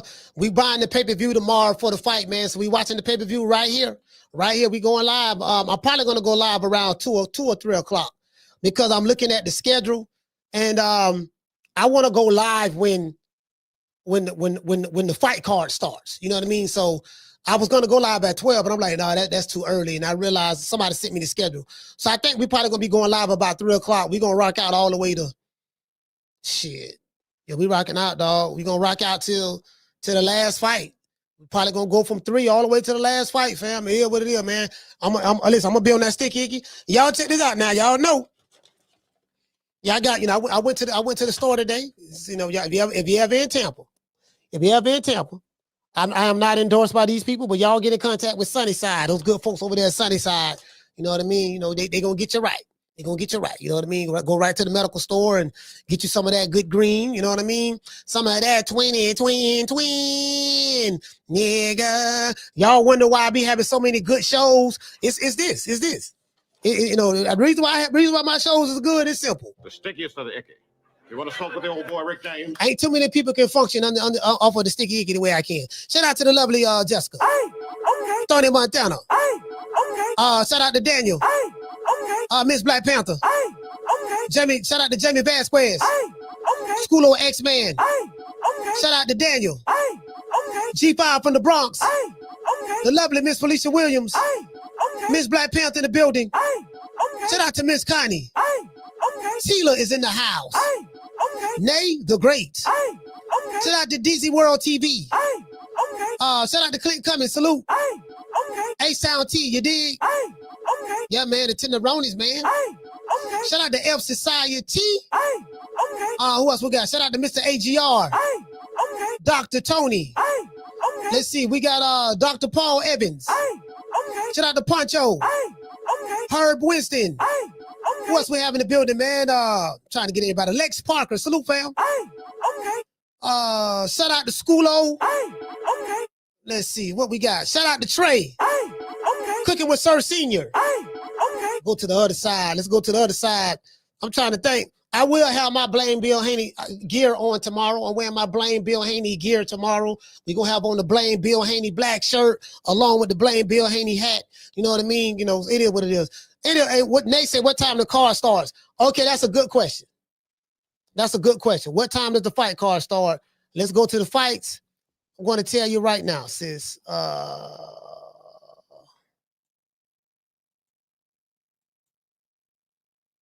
They got, Vito Melanecki is the first fight. Okay, cool. The card starts at 1 o'clock. 1 o'clock East Coast time. That's Vito Melanecki, though. Hold on. That's Vito Melanecki. Well, let me see what time the main event. Hold on. They showing Bam. They showing that. Hold on. It says right here.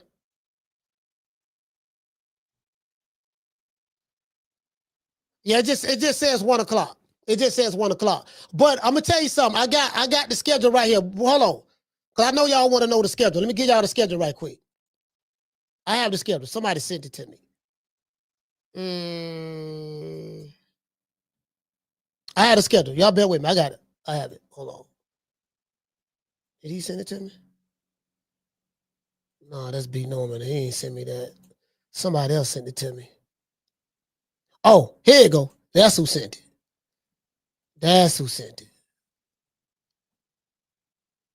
Okay, cool. All right, let me let y'all see this before we go. Because y'all need to see this. So y'all won't be confused. I need y'all to see this. All right. It says the Melanecki fight starts at 4:45 East Coast time. So Melanecki versus this guy from Nigeria, or I think he's from Nigeria. And then 5:30, Abdullah Mason versus Sam Noakes. They're next. So I want to go live when this first card starts. So I'll probably go live at 4 o'clock. At 6:30, Bam Rodriguez versus Puma Martinez. That's at 6:30 East Coast time. 3:30 West Coast time. Brian Norman Jr. and Devin Haney ring walk at 7:30 East Coast time, 4:30 West Coast time. And then the main event, Benavidez versus Anthony Yarde is 8:45 p.m. So we're going to start the live at 4 o'clock. You get what I'm saying? Yeah, so we're going to start the live at 4 o'clock. As soon as I end this, I'm going to create the thumbnail for it. All right, much love to everybody in the chat, man. Shout out to G5 from the Brownstone in Montana. Shout out to Brown Diamond. Salute to you, fam. Everybody, if I forgot about you, shout out to Mr. Tomato Can. Anybody that I may have forgot, please forgive me. You know, I'm only going by the names I see at the bottom. You know my motto, don't meet me there, beat me there. Peace. Hey, we got a fight party tomorrow, y'all. Get some good green, man, and do your thing. We're going to have some fun. You dig? Man, I'm out of here, bro. Let's go. Man, I'm out of here, bro. Let's go.